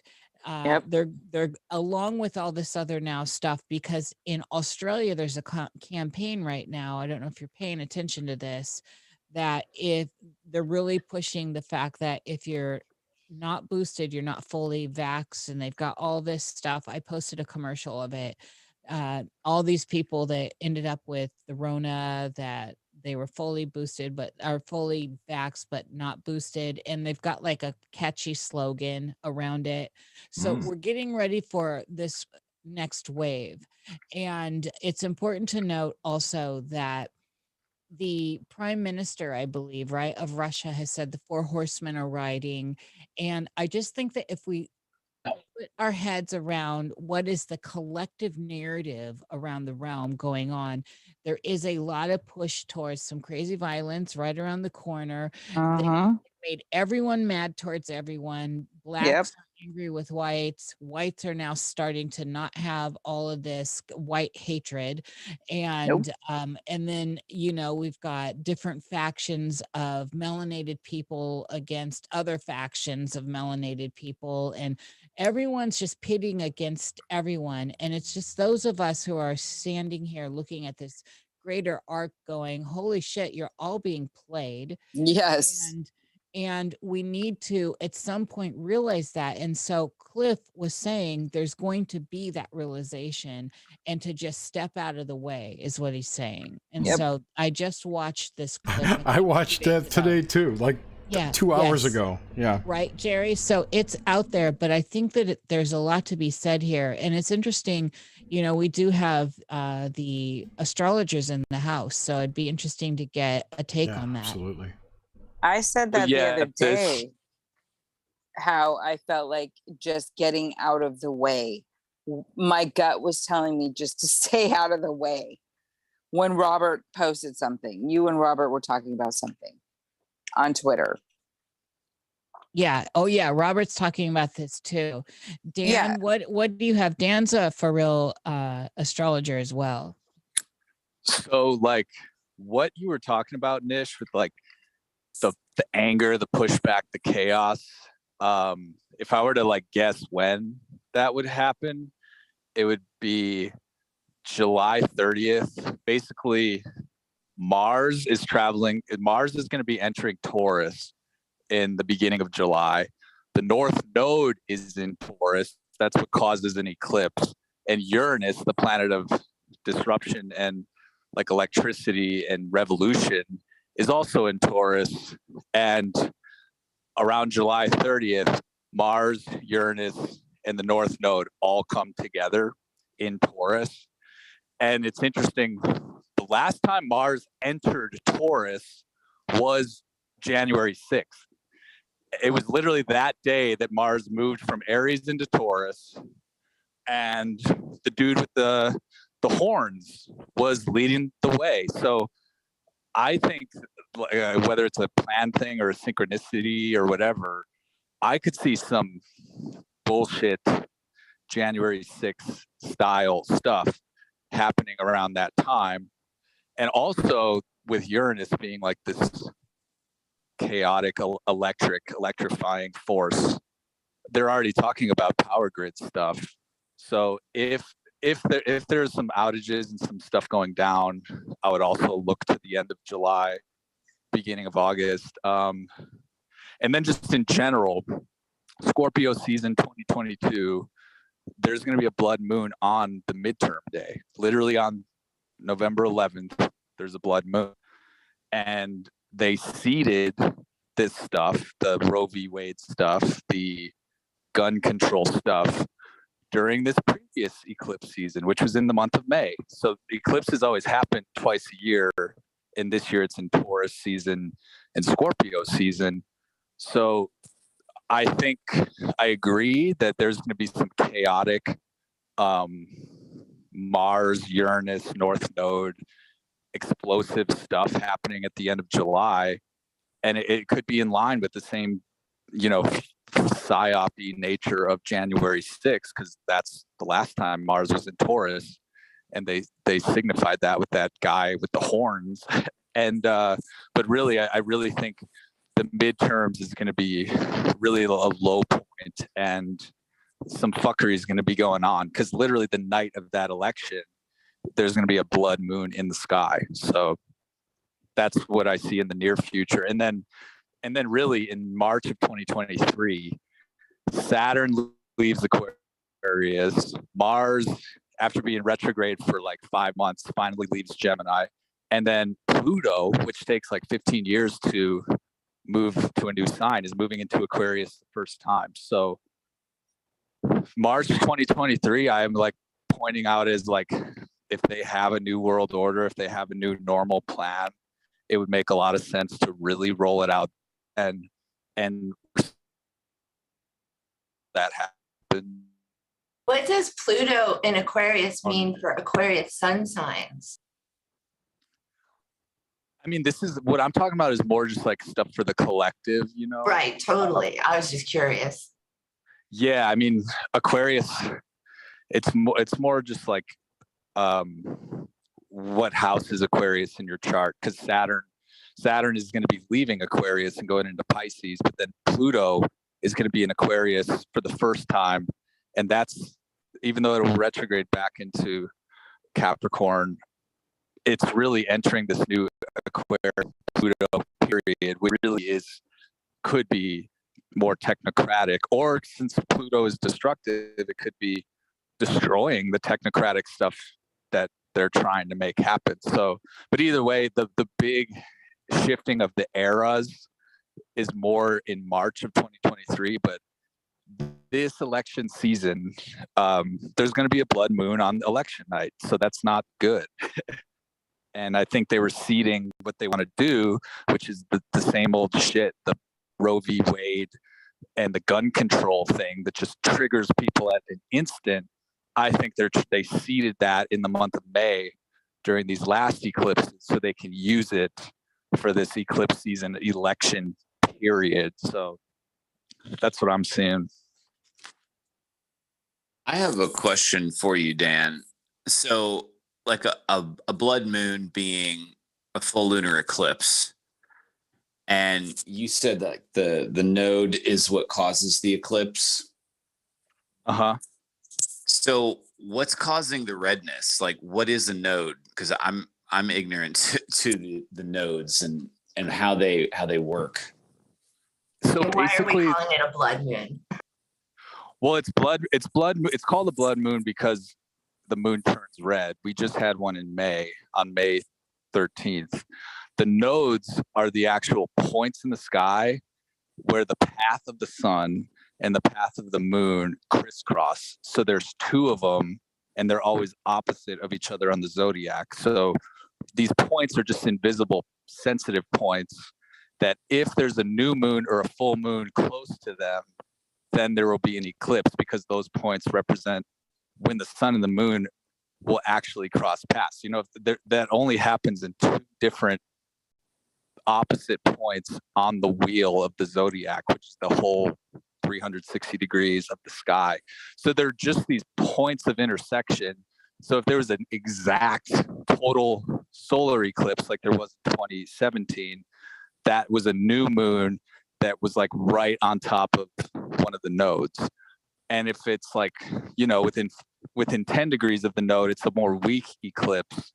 But the redness comes from basically the shadow of the earth, like darkening the moon, and then basically like the radiant light of the sun, like on the edge of that shadow, still lights it enough where it's dim, and that's dimness is the color red. So if the moon turns blood red, or if the sun is blacked out, that's not really a good omen for anything. So eclipses are like not. I mean, the ancients thought they were like the world was coming to an end when they happened.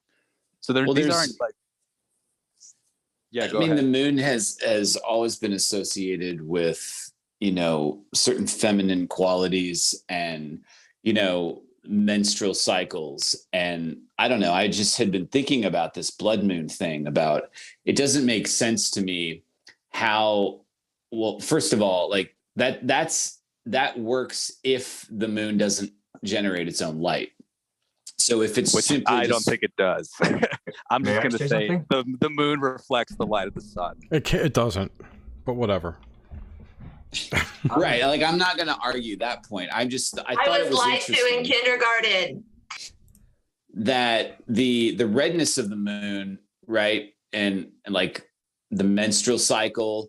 I don't know. I just felt like there was a connection there, and had been exploring some of these things. Here's what I think the connection is. The menstrual cycle is a shedding time, a shedding of the uterus.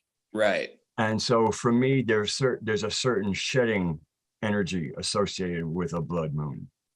Yeah, there is. And even just a full, like a blood moon is like a climax point, or a full moon is a climax point, because it's as bright as this like orb is going to get. And during like a actual blood moon, it's an eclipsed moon, and so that's like this peak energy of, you know, a long-term cycle, like hitting its climax, and then afterwards it's kind of like over with, you know, at least in theory. I mean, but well, the waning begins after that point. Yeah, exactly. And eclipse, like lunar cycles are always, you know, 1 month from the new moon to the full moon back to the new moon. That's 1 month. So the months that it takes place from the new moon solar eclipse to the full moon blood moon, then back to the final new moon that's not eclipsed after that, that whole month is every year. There's 2 seasons where it's happening, and it's this intense month. And the last intense month was May, and May was the most like psyopy month we've had in a while. It was all of this stuff. So next time it's happening is going to be from late October to late November, which is Scorpio season.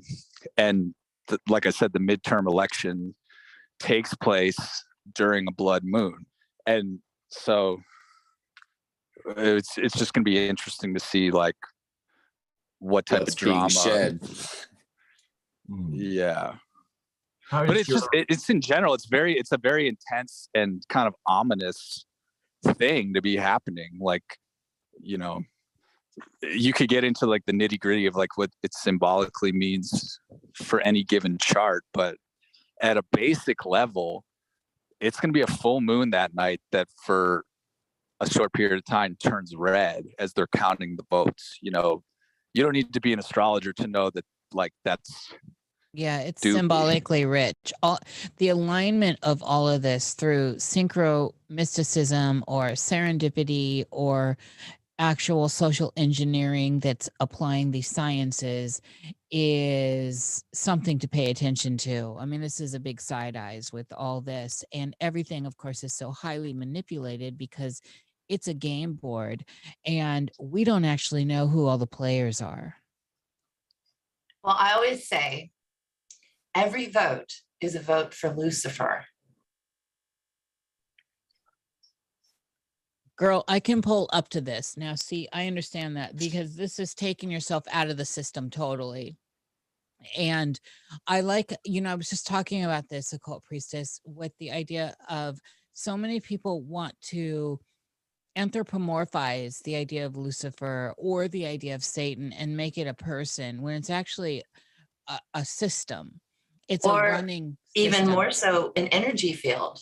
Yes, it runs in the electricity. Why don't you talk about that a little bit, girl? Bring us into some of that woo.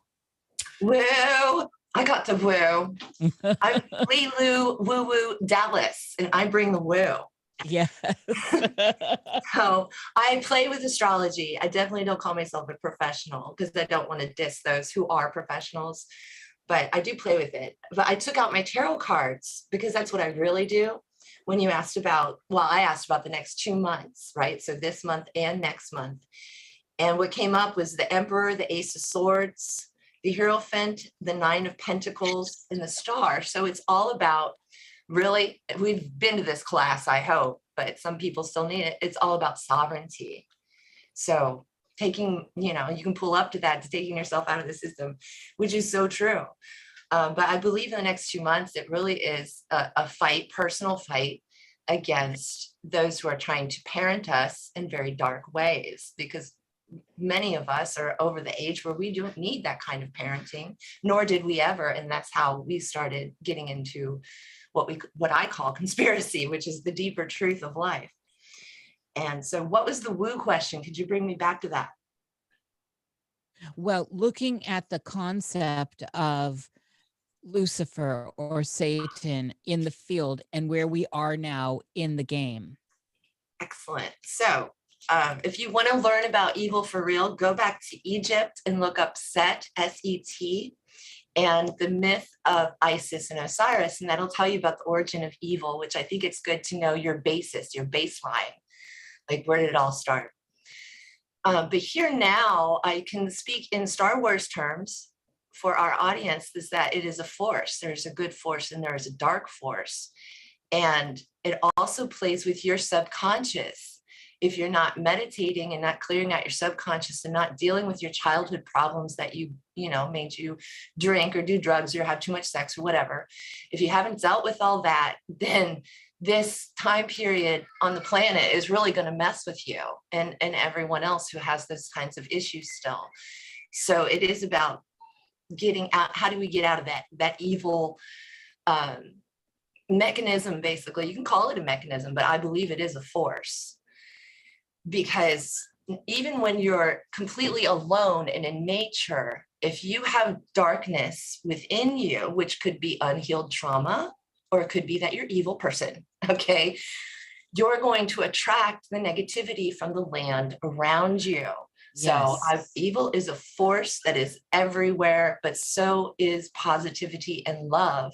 And you are within yourself the source of one or the other, because you're cultivating light or you're cultivating darkness within your life through your actions, your choices, and your moral compass. Right? So Excellent. This is all Yes. about, it's about becoming a good person if you haven't already, because this mechanism of evil is going to start eating people, which I believe it already has. I mean, we've seen so many deaths through the jab. So we're going to start losing people massively in the next few years. And that's going to recalibrate everyone into where they can make better choices, whether they're cultivating goodness or if they're cultivating darkness, because most people aren't even aware that they're cultivating anything. Like, it's not, they're right. So do you have a spiritual path? I guess that would be my first question. And the second question is, what are you reaching out for? Do you have a sincere hope in your hearty heart to be one with something that loves you bigger than you, something that loves you more than you can imagine, that's bigger than yourself? Or are you trying to run your world on ego? Okay, that's it. Thank you for that. I agree. And I do like looking at the analogy of the Star Wars way of the Force. And I think that has always been such a prescient way to look at these innate energies, really, that are all around us. And then when we start factoring in frequencies, energy, and vibration through things like sound and light, especially, we start to deepen that field of awareness and how all this is actually plugging into the reality of which we are now navigating. And as we know, 5G, which was its main thing, was to bring on AR. We're working with AR right now. I mean, if you want to really look at those examples, I mean, look at the Covenant of the Ark and the holograph of the Queen in it last week. I mean, that coach is absolutely stylistically covered in the imagery of the Covenant of the Ark. It's absolutely to description of it. And then the fact that we had the hologram in there, this stuff's being introduced to people, introduced to people all around in subtle ways. And the thing is, I understand the coolness factor and I understand the newness factor from a younger me that got very excited about all this kind of stuff. But now I see that these things are being used against us because, for whatever reason, wherever we are in this narrative right now, I personally am not pulling in nastiness. My personal bubble is lovely. But when I cast my eye outside of my own cell, and I say that it's a cell in a body and not a block cell, just to be clear, an organic cell, I'm seeing a lot of cancerous stuff out there. And part of it is the introduction to these ideas through energy, frequency, and vibration and light and sound, and the things that are making up what we consider our reality. And that's one of the things that is causing me a little bit of, I guess, anxiety. And I have no problem admitting I've been having anxiety and having a little bits of paranoia, because everything's very dark out there. And sometimes I have been really challenged with riding the center line for myself and trying to stay balanced, because, as we all said, all of us, at least here, and a lot of the audience, we knew where this was going 2 years ago. We really did. A lot of us were just bang on with it, with our, whether we were having it as a psychic awareness, whether we were just looking at deductive realities in the field, whether we were looking at receipts, whether we were looking at old agendas like silent weapons for silent wars, all this different information that allowed us to say, look at what's going on with this social engineering. And here we are now. We're in a different world. We're in a different dimension. The circle is no longer a circle. We're in a sphere. And we realize that it's deepened. And so this is where it's kind of like Uncle Cliff saying, stay out of the way because the violence is going to be real, and just do your best to stay out of the way. It's already primed. Everyone's tank is full and the match is about ready to be lit. That's what I have. Very well said. Definitely. I agree with that. And it makes me think that, we're all kind of in agreement that this is psychological warfare. These are psyops. And I think they work the best, and we feel it the most, and we're ruined by it the most when they actually divide us from our friends and family and the people in our lives. Absolutely. That's like the only time that we don't have to be afraid of fucking monkeypox. We aren't. Or we don't have to be afraid of school shooters or random, mass shooters in public, be paranoid of that. But some of our friends and family are.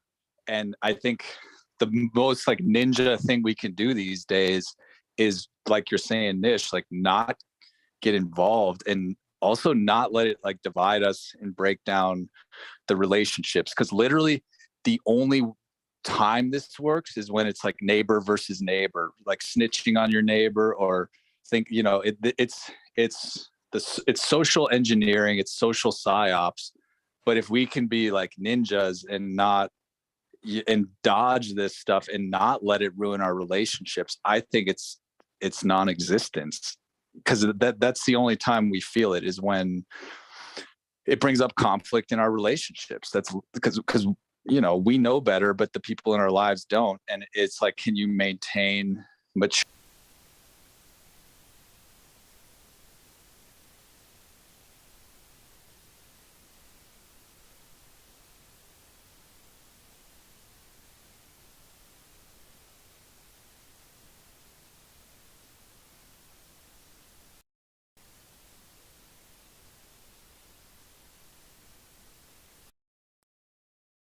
And also want to say I've been doing a series on Saturday over at rockfin.com/occult priestess on mind control. I've been bringing my audience in for 2 hours or more, and we're just watching information and absorbing it together as a community on these topics, especially mind control. I just want to add to this that staying out of the melee that's about to occur is walking the middle path. It's not being on a black or white square of the Masonic checkerboard. You can still look at both. You're in between. You're walking in between the lines. But you can still be looking at both sides. Absolutely. But you're not involved in either side. And exactly. You have to stay uninvolved. Correct. And by that, you're walking the middle path. And I'm sorry, people listening, I just unplugged. Well, it's like watching a football game. You might actually be invested in one team winning, but you're not in the game. Correct. Yes. Exactly. It's the same way for me. It's for politics. I'm not a Democrat. I'm not a Republican. I refuse to choose a side. I just observe both, or all. Yeah, so that's all. The middle path is what Buddha taught us about, isn't it? Yeah. Mm-hmm. It's, Bruce Lee. And Jesus. It's Bruce Lee. Be water. I've been thinking of Bruce Lee this whole time. We love Bruce. I think since we're at the 2-hour mark, I think we should allow people to tell us, and the audience out there, where you are in the world and all that, just so we at least get that out there. So it's that plugging time. Eric, Dan, Occult Priestess, I just Mod. wanted to quickly add that the middle path is it's Jacob's ladder. It's in between the two pillars on the Masonic tracing board, and that Yes. that is the way out of this dualistic mindset, right? Being pushed to one side or the other like a wave, just following that middle line. And I think that with everything that's coming, for me personally, I've tried to just really focus in on the fear that I have in myself, and to acknowledge that it's there, and to just treat it like information, and not necessarily let it overwhelm me or cause me anxiety, because I've suffered from anxiety in the past, and I've really gotten to a place where I've been able to really manage that and use it to help me to progress spiritually. And so, the fear, the darkness, the evil, all of these things are inside of all of us. And so is the light and the goodness. And it's a balancing of those forces that is the middle path, right? You don't want to be completely evil, and you don't want to be like all about light and love. You want to be able to balance these things. Like the shadows and the darkness within you are part of you, and they're information, and they're there to help you learn about who you truly are and what you are. It's chaotic neutral. Yeah, and I think they have I'm value. not chaotic or neutral. I'm just good, and it does work, by the way. Just to let you know from No, experience. from a D&D perspective. D&D. Sorry, guys. Like I consider myself chaotic neutral.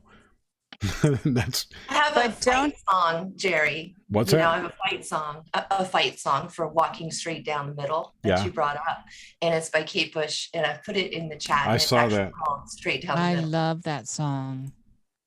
We love Kate Bush. Don't you think, though, that this has pushed people to realize where they're at in their lives, if they're truly wanting the best for, whatever the outcome is, for the moral majority, or if they are going to be, on one side of the line or the other.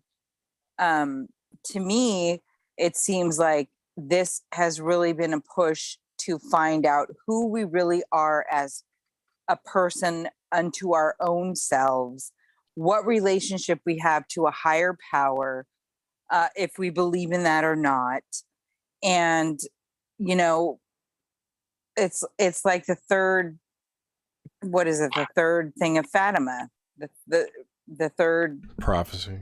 The third prophecy of Fatima. They don't want to say what it is because it will push people to extremes. Yes. So what is that?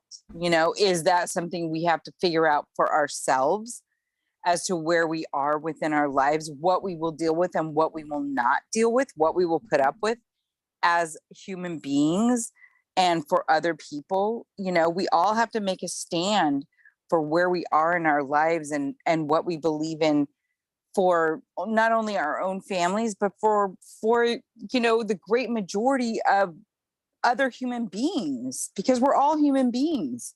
There's no race. We are one race. And when are we going to realize that and start standing up? With a few genetic defects. Yes. With a few genetic defects, yes. But can we just come together and realize we're being played by people that have been in this for a really long time? Well, think about how many people are still stuck in their family dynamics and they're 60 years old and they're still acting like a teenager. That's what I see. Oh, yeah. Me too. Yes. Yeah. I paid my way out. So maybe this is us waking up to saying, hey, we can say we're sorry. We can admit we were wrong. Like, it doesn't always have to be, no, I wasn't, I wasn't wrong. We're not always on the defensive. Maybe we can all, I don't know. Just get Can along. we come to a place where we can get along? Everyone is so Exactly. emotionally damaged. If we try to get along right now with all this emotional damage, it would just be a train wreck. So we really have to heal within. That's the thing. Yeah. As Sure. an observer, I'm never on a defensive unless they get too close. Yes. Yes. Right. Well, I've The only thing learned- you can change is yourself, and that's hard enough. That is right. Yeah, we do And- not create our own reality. I'd like to bring up that new age bullshit that Mark Passio says so well, right? So we do not create our own reality. The first thing I did when this corona came out was watch the manifestors and the prosperity gospel people. And I'm like, let's see how they take credit for this. Thank you. Thank you. Thank you. Thank you. And what thank happened, you. because I didn't watch any of that. What happened with that? I didn't Sorry, watch Nick. any of Go ahead, I Nick. didn't watch any of it either. I didn't need to, but when I talk about new age stuff that I'm not having, it's a lot of that kind of stuff. And it's bizarre how it's almost a cop out in a way. Was that like the 5D Earth crap and all that stuff? You know, I actually What had a is lot of it? talk show. Somewhere. There What are did I a you want to say? know how many of them have ascended. I know. Occult priestess. What are you saying? There were a lot of talk show hosts that I actually confronted them on their shows, like Tim Ray, put that name out there, you can go find him, and said, how's that manifesting working out for you these days? This because I've encountered this just having the shows and being on shows with people that would, pardon me, bring that kind of information forward. Now, remember, the one thing I wasn't brought up in religion, but I did get a lot of new age stuff in my upbringing. And so that's where I get knee jerky. And this is exactly why I continue to say, well, in my bubble, everything seems all right. However, and then also I am not creating this craziness and I'm not trying to participate in it, but I'm observing Yes. it. And if I can't talk about it, Yeah. then I am also now one of those silenced people. It's bullshit. Yep. And I just get so tired of that coming back at me in some of these circles. And I try to be, look at me, I'm getting fired up. I try to be very Oh, boy. grounded with it, but it is something that's out there that takes away our power in observance, in action, and understanding that if you're having trouble, if there's trouble in your life, that you created it is interesting. Yes, I'm a Jungian, of course, but not like a cult Jungian. And I understand the dynamic in our psyche to project out inner stuff that's going on, inner turmoil that's going on, and working through all of that. I get that. I get the idea of it, but to just totally throw yourself into the new age fires of that concept that's being pushed out there just feels like a major gaslighting effort by a lot of people to keep Definitely people is. silent. It's the new human movement, right? The whole new human movement potential, or whatever that whole psyop was in the 60s, with all of, Alan Watts and oh my God, all those people in Radagast. San Francisco and the Esalen Institute and all that bullshit. The Omega Institute, which I worked at. Yep. Oh, there you Yep. go. Oh, holy crap, you worked at the Omega Institute? I worked there for 7 years. Rad, you lived there over, didn't you Yeah, I live lived over? there for 6 years. When during season. So I mean, Well, there's a lot an of them agenda. are gonna manifest sudden adult death syndrome, probably. Yes, they are. I believe that. It's a climate change. So the New Age, that was started more through theosophy and blabosophy, Yes. and we go back to Aleister Crowley, which actually, through Aleister Crowley, we got to 12 steps of AA, Alcoholics Anonymous. Yes, Right, we there's did. There's a lot. And, it's to parse out because Alan Watts was brought up. And I will tell you, I love listening to Alan Watts. I find him inspiring. But like everything else, y'all know, I will listen to Perry Stone and that crazy demon preacher. I can't even think of his Kenneth name. Copeland. I listen to everyone. And I will tell you, listening to Alan Watts always inspires me. But I'm not buying into the cult of it, just like Jung. I come up out of that school, the Jungian paradigm. I think a lot of what's going on around Jung is cultish, which is what he had warned everyone about when he was 80. And so I think it takes a lot of discernment to expose yourself to stuff out there. And then, come on, people, be rational with it. Nish, you are the most discerning person I've ever known in my life. Oh, Suze, I can't imagine. No, you are. You don't get caught up in all the stuff. Like, I get so emotional about this stuff, and you can like rise above it. And I'm always amazed. And I'm not doing this just to suck, What whatever. am I, chopped liver? I'm not. No. Really, what's Jerry chopped liver so over much there? Stuff too, Jer. I will get to that. But Nish can rise above all that stuff where I cannot. Jer, you taught me that I do not, whatever anybody has, whatever the feeling is, it's my feeling, not anybody else's. Right. So you have taught me a great service. Nish has taught me a great service too, but I still can't get to where she's at. Like, I can't. Well, I have been, I will. What is your sign? My I'm sign, a Cancer. Oh, yes. I'm sorry. Suze is a Cancer, yeah. Then what are you? Nish? Taurus. I'm a Taurus sun, but then of course in Vedic I'm Aries. Yeah, Aries. I was going to say Aries. First decan, and then of course 12th house sun, which explains all the darkness, y'all. Oh no, it explains some beauty about you too, Nish. Beauty as well. My love of like the dark aesthetic. But what I'm saying here is, like, I've been triggered, and I got triggered, I don't know, a few weeks ago on a radio show. I got triggered so bad. I've never gone off like that. And I was actually Was it on Freeman's show? No. Oh God, no. No. That was great. No, it was live on air. I can't even remember what it was. The Fringe FM show? I don't remember. No, I don't think it was on Joe's network, but it was. Yeah, sorry. Anyway, it was live. It was on the radio, and I got triggered about all the white hate and the stuff going on, and I lost my center, and I don't do that very often. It's very, very rare, and later that night, when you lose your center, and so sometimes you're brilliant when you lose that center.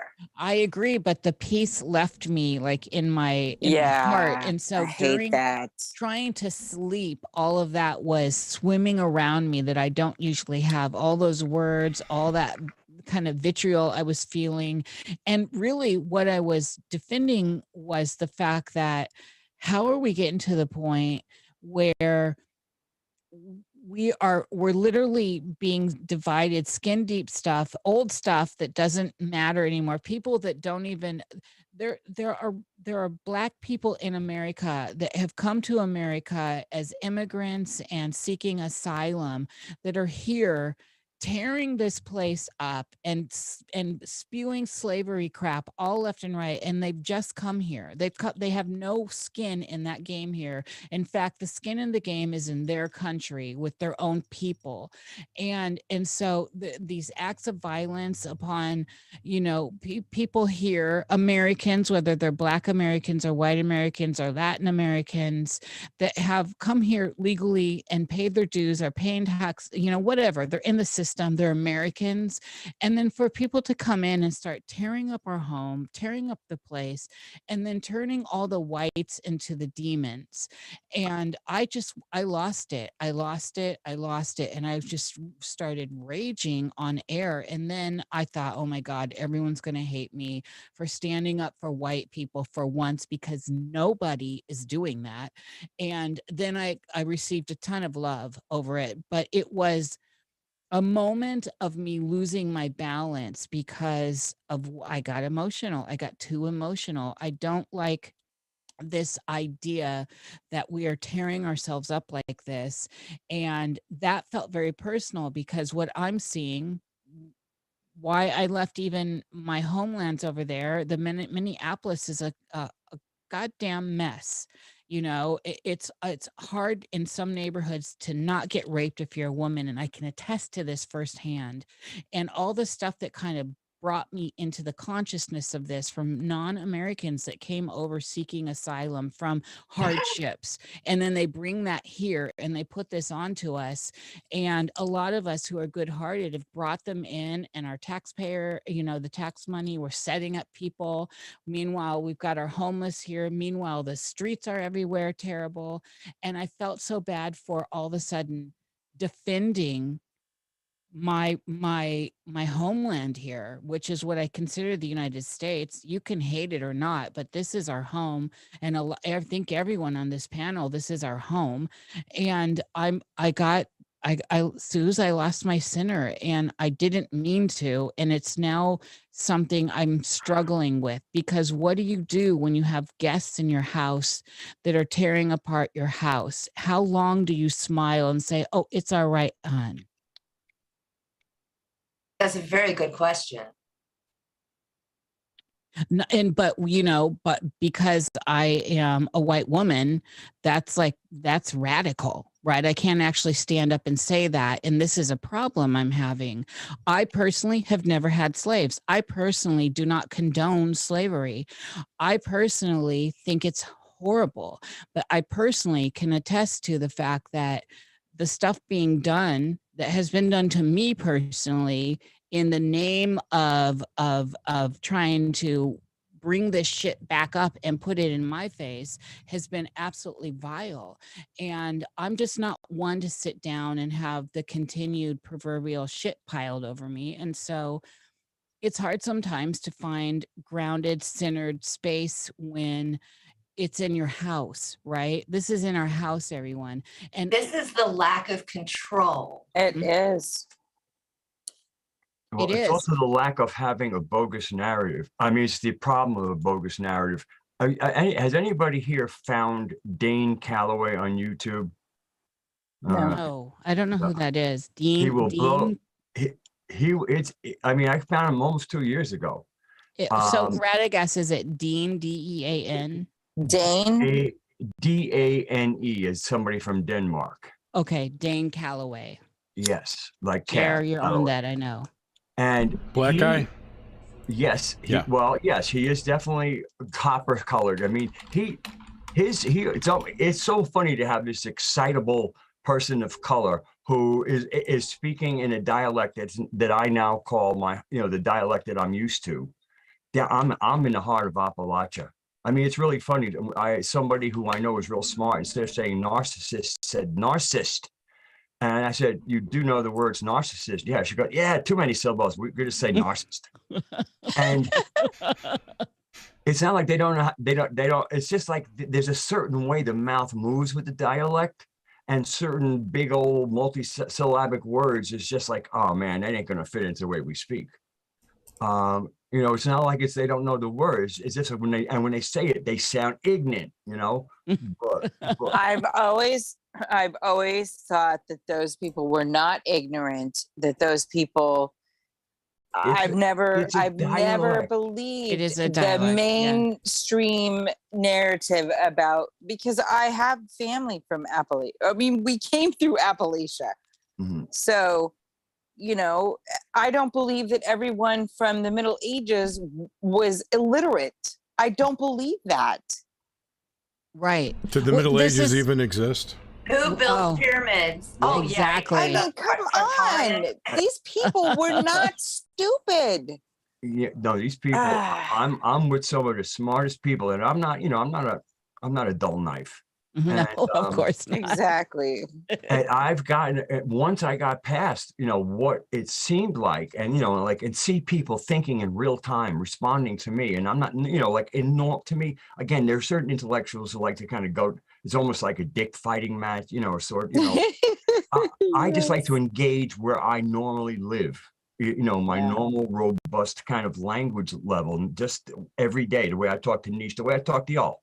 And I have not had a problem with the people that I naturally gravitate towards. They don't speak like that.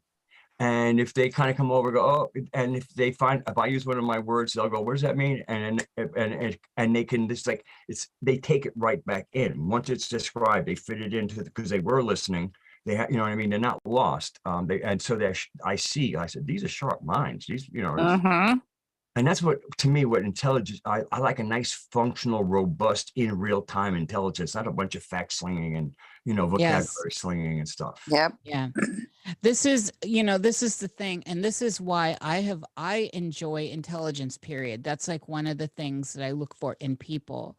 And certainly when we're talking about stuff that is like literally skin deep. So when we're talking about what is between your legs and the color of your skin, you've already lost me there, because I just don't function on that level. And so the fact that the world is trying to function on that level is so appalling to me, that we've sunk that low, that the social engineers can manipulate it to that lowly level is a big concern.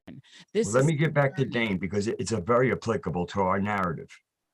What his narrative busting that goes on here is that the majority of Black people or African Americans in America were here before the Europeans arrived. Yes. They are the indigenous people of the land, the majority of them, including many of the Caribbean Indians. They were also of copper colored people, what we would call colored, especially along the coasts and the warmer areas, because they weren't stupid. They were Seminole and Cherokee. Yes, but they own the land, and he has the deeds. And basically, as he traces people back, nobody has none of the quote unquote slave people have African ancestry. They're all indigenous Americans. So I've seen some of that, Radagast. Okay, so yeah, if this is valid, and again, I've spent hundreds of, or at least dozens of hours listening to him, and the money he has spent. I mean, and the coherence of where he goes. You know what I mean? You can stay intellectually engaged with him, even when he gets all emotional and he's funny. I gotta calm down now. Well, go ahead. That's true, because at the time that the settlers came here, a lot of Caucasians were leaving to go off and join these tribes, and so you had quote unquote Black people who were just native to this land living together with whites, and it didn't really suit the purposes of the colonizers, right? It didn't suit. Well, they were the ones who owned and already were working the plantations. Those were their farms. The plantations were their farms. Right. And then apparently there's some legal things where they say, oh, can we use your land or whatever? And of course, these are people who go by nobility, and you're supposed to be of your word. And these people were signing documents that these people, I mean, they basically tricked them out of their land. And then at first, what it is to satisfy their debt, they had to work their own land. I mean, he covers the history quite well, but the most important thing is when you look around and we see all these copper colored and Black people, majority of them are from Native American tribes, majority. And it's really interesting to hear Native Americans will talk about their African brothers, and Africans will talk about the Native American brothers and say, no, we ain't the same. Even though we look the same, we ain't the same. Right. See, this is what we need to keep open minds when we're looking at revisionist history. And that's what this falls into. But but the beautiful thing is, this is like he's following paperwork of people's ancestry hundreds of years back. I'm deep into that stuff myself, Radagast. So, I mean, it's a good idea to play with when we're playing with our old narrative, like Fomenko's timeline. I don't need to adopt it, but I don't treat BC and AD like I used to in my feeling, when I feel into the stories. I don't have to go on any kind of crusade. We need to change this. Oh, no, take off. I don't get caught up on that. But I do know when I see this and I take it in, and suddenly the lay of the land, and especially the fuckery with history and chronology. Again, we don't have to need to put our finger right on it. Just know that we're not dealing with real facts. In other words, as we try to navigate, as we try to apply our nous, the God-given mind to this, a lot of us are dealing with. We have to deal with the facts we were given, and treat everything else as but so we could come to some really bad conclusions because we're working with narratives of like, in other words, why people are pissed now. Now, let me tell you, people who used to own the land got plenty to be pissed off about. It's more, that's why it's more empowering than the slavery thing that they're carrying now, which I think is one of the reasons why it was turned that way. Because, one thing, the slaves are complaining. If the original owners are complaining, the story is different.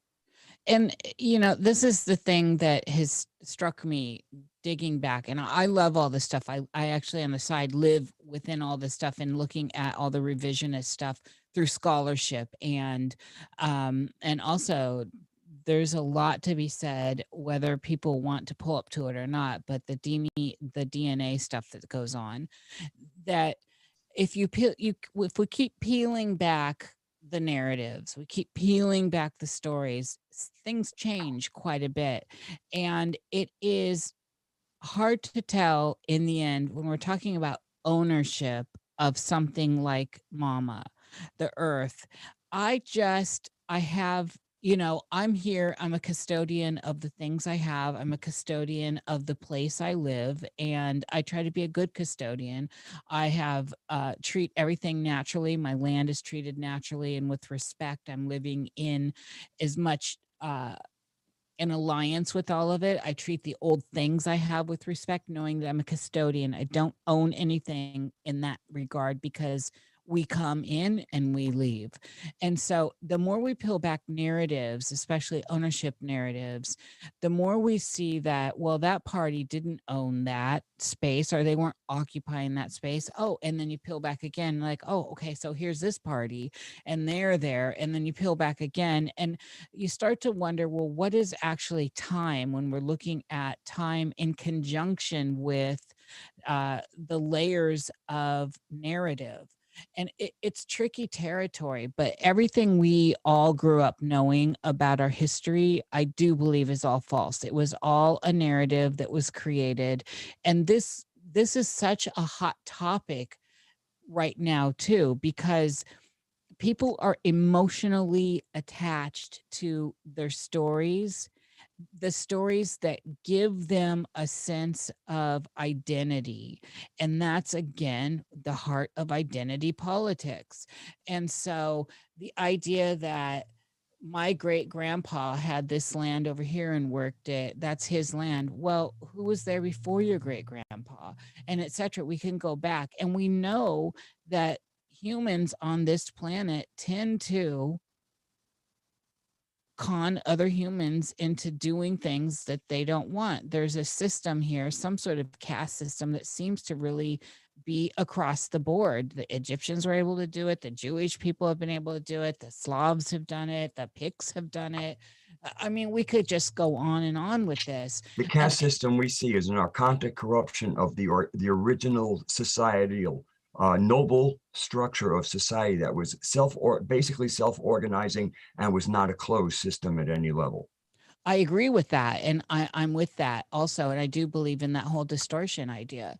But I'm saying if I look out into nature, which is where I get my center point, and I look at how ants function, and then I look over here and I look at how bees function, then I look at how deer function, and then I look, if I look at nature, if I look at pine trees and I look at the fact that pine trees excrete a certain chemical into the land around them that allows their offspring to grow and kills off all the competition. Well, where are you at on that spectrum? And this is where I always think that it's a good idea not to think in black and white terms as far as good or bad, because, again, the proverbial spider and the fly. Who are you? They both have a purpose here. They're both in the realm and they're both trying to survive.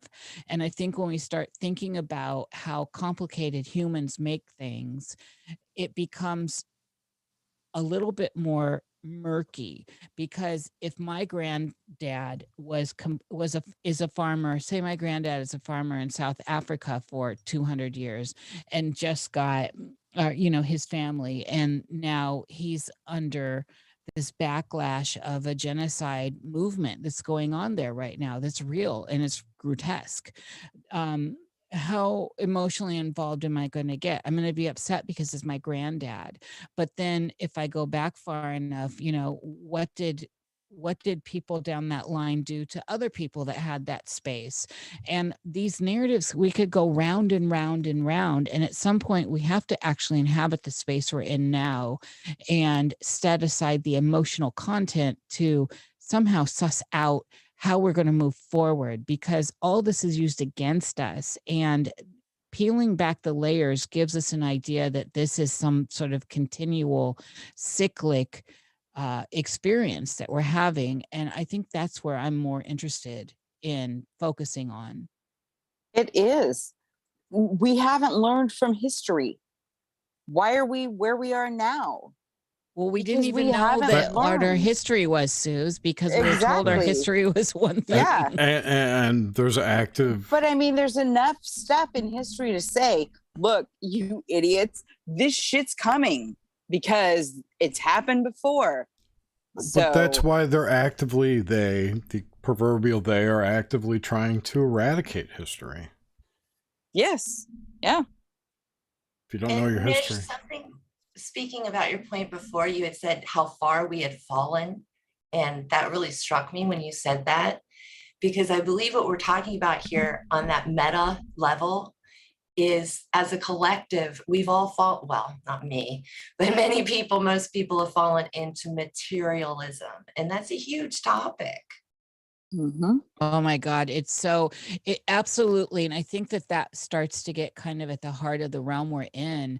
And part of what this separation is, if we step out of people trying to tell us narratives of what's happening, that we are in the material realm. We're in a material plane, and density has a space, and we are denser than other things. And there's also this idea of, well, we come from the idea of there's the circle in one plane, and then we go to our dimension, then we go to the next dimension, that circle becomes a sphere, etc. How deep does it go?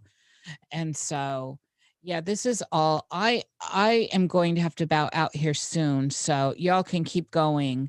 I need to go to bed. Right. But I wanna allow people to tell us how people can find you in the world, and what are your, where are you, and where can people find you, and all that stuff. Why don't you start, Occult Priestess? Oh, thank you so much. Thank you for inviting me and sending me the email. And you guys are just lovely and bright and great to fill my home with. So you can find me at occultpriestess.com. I also rock the fin over at rockfin.com/occultpriestess. And every weekend we've got something educational going down and building communities. So thank you so much, guys. Mwah, mwah, mwah. Well, thanks for joining. How about Erik?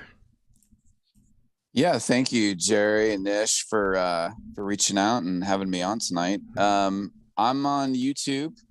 It's Esoteric Journey is the channel, and we do a live stream every Thursday from 8 to 10 Eastern time, where we get into all types of different esoteric topics.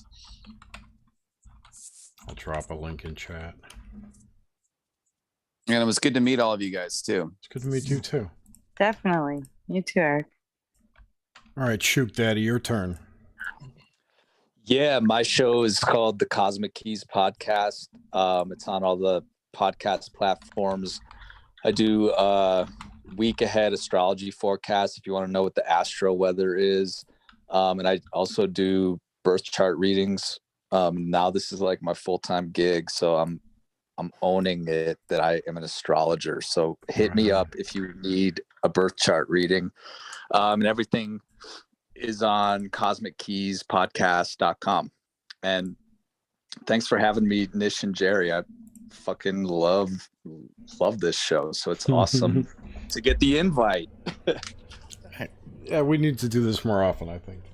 I love doing panel shows. ModWiz, Radagast, you want to pitch anything? Plug anything? Well, nothing. I guess nothing on YouTube. I'm pretty much retired from YouTube. Mm-hmm. But if I do come on, it's going to be about my new passion of building, old vintage amps based on the old Fender schematics, and my experience with, being, building two, being on a third build, building going from a guitar to a bass amp, how that's different. And, to see if any, these are the do-it-yourselfers, people like myself who, I don't have an electronics degree. I just would find a question, put it in a Google search and, or search engine, and just little by little kind of come up to speed and find out, because electricity is kind of like, one of her forces, that's separated out from magnetism, which is the center of everything. Yep. I suddenly got into like the magic of electricity with the circuits I'm using being the language. I'm sorry, I took too much longer. So if I ever put anything up, it'll be about that, and just my fascination, and other people who are doing the exact same thing and probably making and also. But now I've kind of, as a humble beginner, I have found my footing in a certain little section of amp building that I'm probably B+ competent on. And so I like to stay where my strengths are and just kind of nudge out, like grow it's just been fascinating because again, it's how, imagine, using this force of energy and then to use it to shape tone and to take music, out of the strictly organic spectrum, but how the tubes, by adding this dimension of even order harmonics that naturally develop, especially in the Class A tubes, you're now using this other factor, this byproduct of how electricity operates under a vacuum tube, and with a signal going through it, and what that does to the signal, and it adds a component that is pleasing. So that's the whole thing. If you're going to take a step out of the organic, make sure it's an expansion and not just an amplification. Have you looked Eric Dollard? Sorry, go ahead, John. I wasn't going to say Eric Dollard. I was going to say Preston Nichols. Have you heard him talking about what vacuum tubes are? Oh, yeah. Well, I know. I listen to Dollard. I know what they can be. Yeah, well, and they're also what we're using them for. They're also that. Right. Try and find Preston Nichols' last interview before he died. It's got some real interesting vacuum tube information in there. Where it was levitating stuff, Joe? No, about how it's there's like a zero galaxies form. 0 point where there's no dimension in there. Yeah, it's real. Yeah, galaxies usually form. Nice. Vortexes. All right, it's great. Well, this was a fantastic show, and thank you so much, everyone, for joining in a pinch. And we appreciate it, and we'd love to have you all back sometime. And thank you, everyone, for listening. Nish, thank you. Thank you. Thank you. Yes, thank everyone. This was a fantastic Back to It show. Yeah. Thank you, panel. Thank you, Jerry. Jerry's now moved, so it's a new day. I'm moved. And we'll be back in 2 weeks with Tommy Kerrigan from Tommy Podcast, which should be a good time. Bye, Radagast.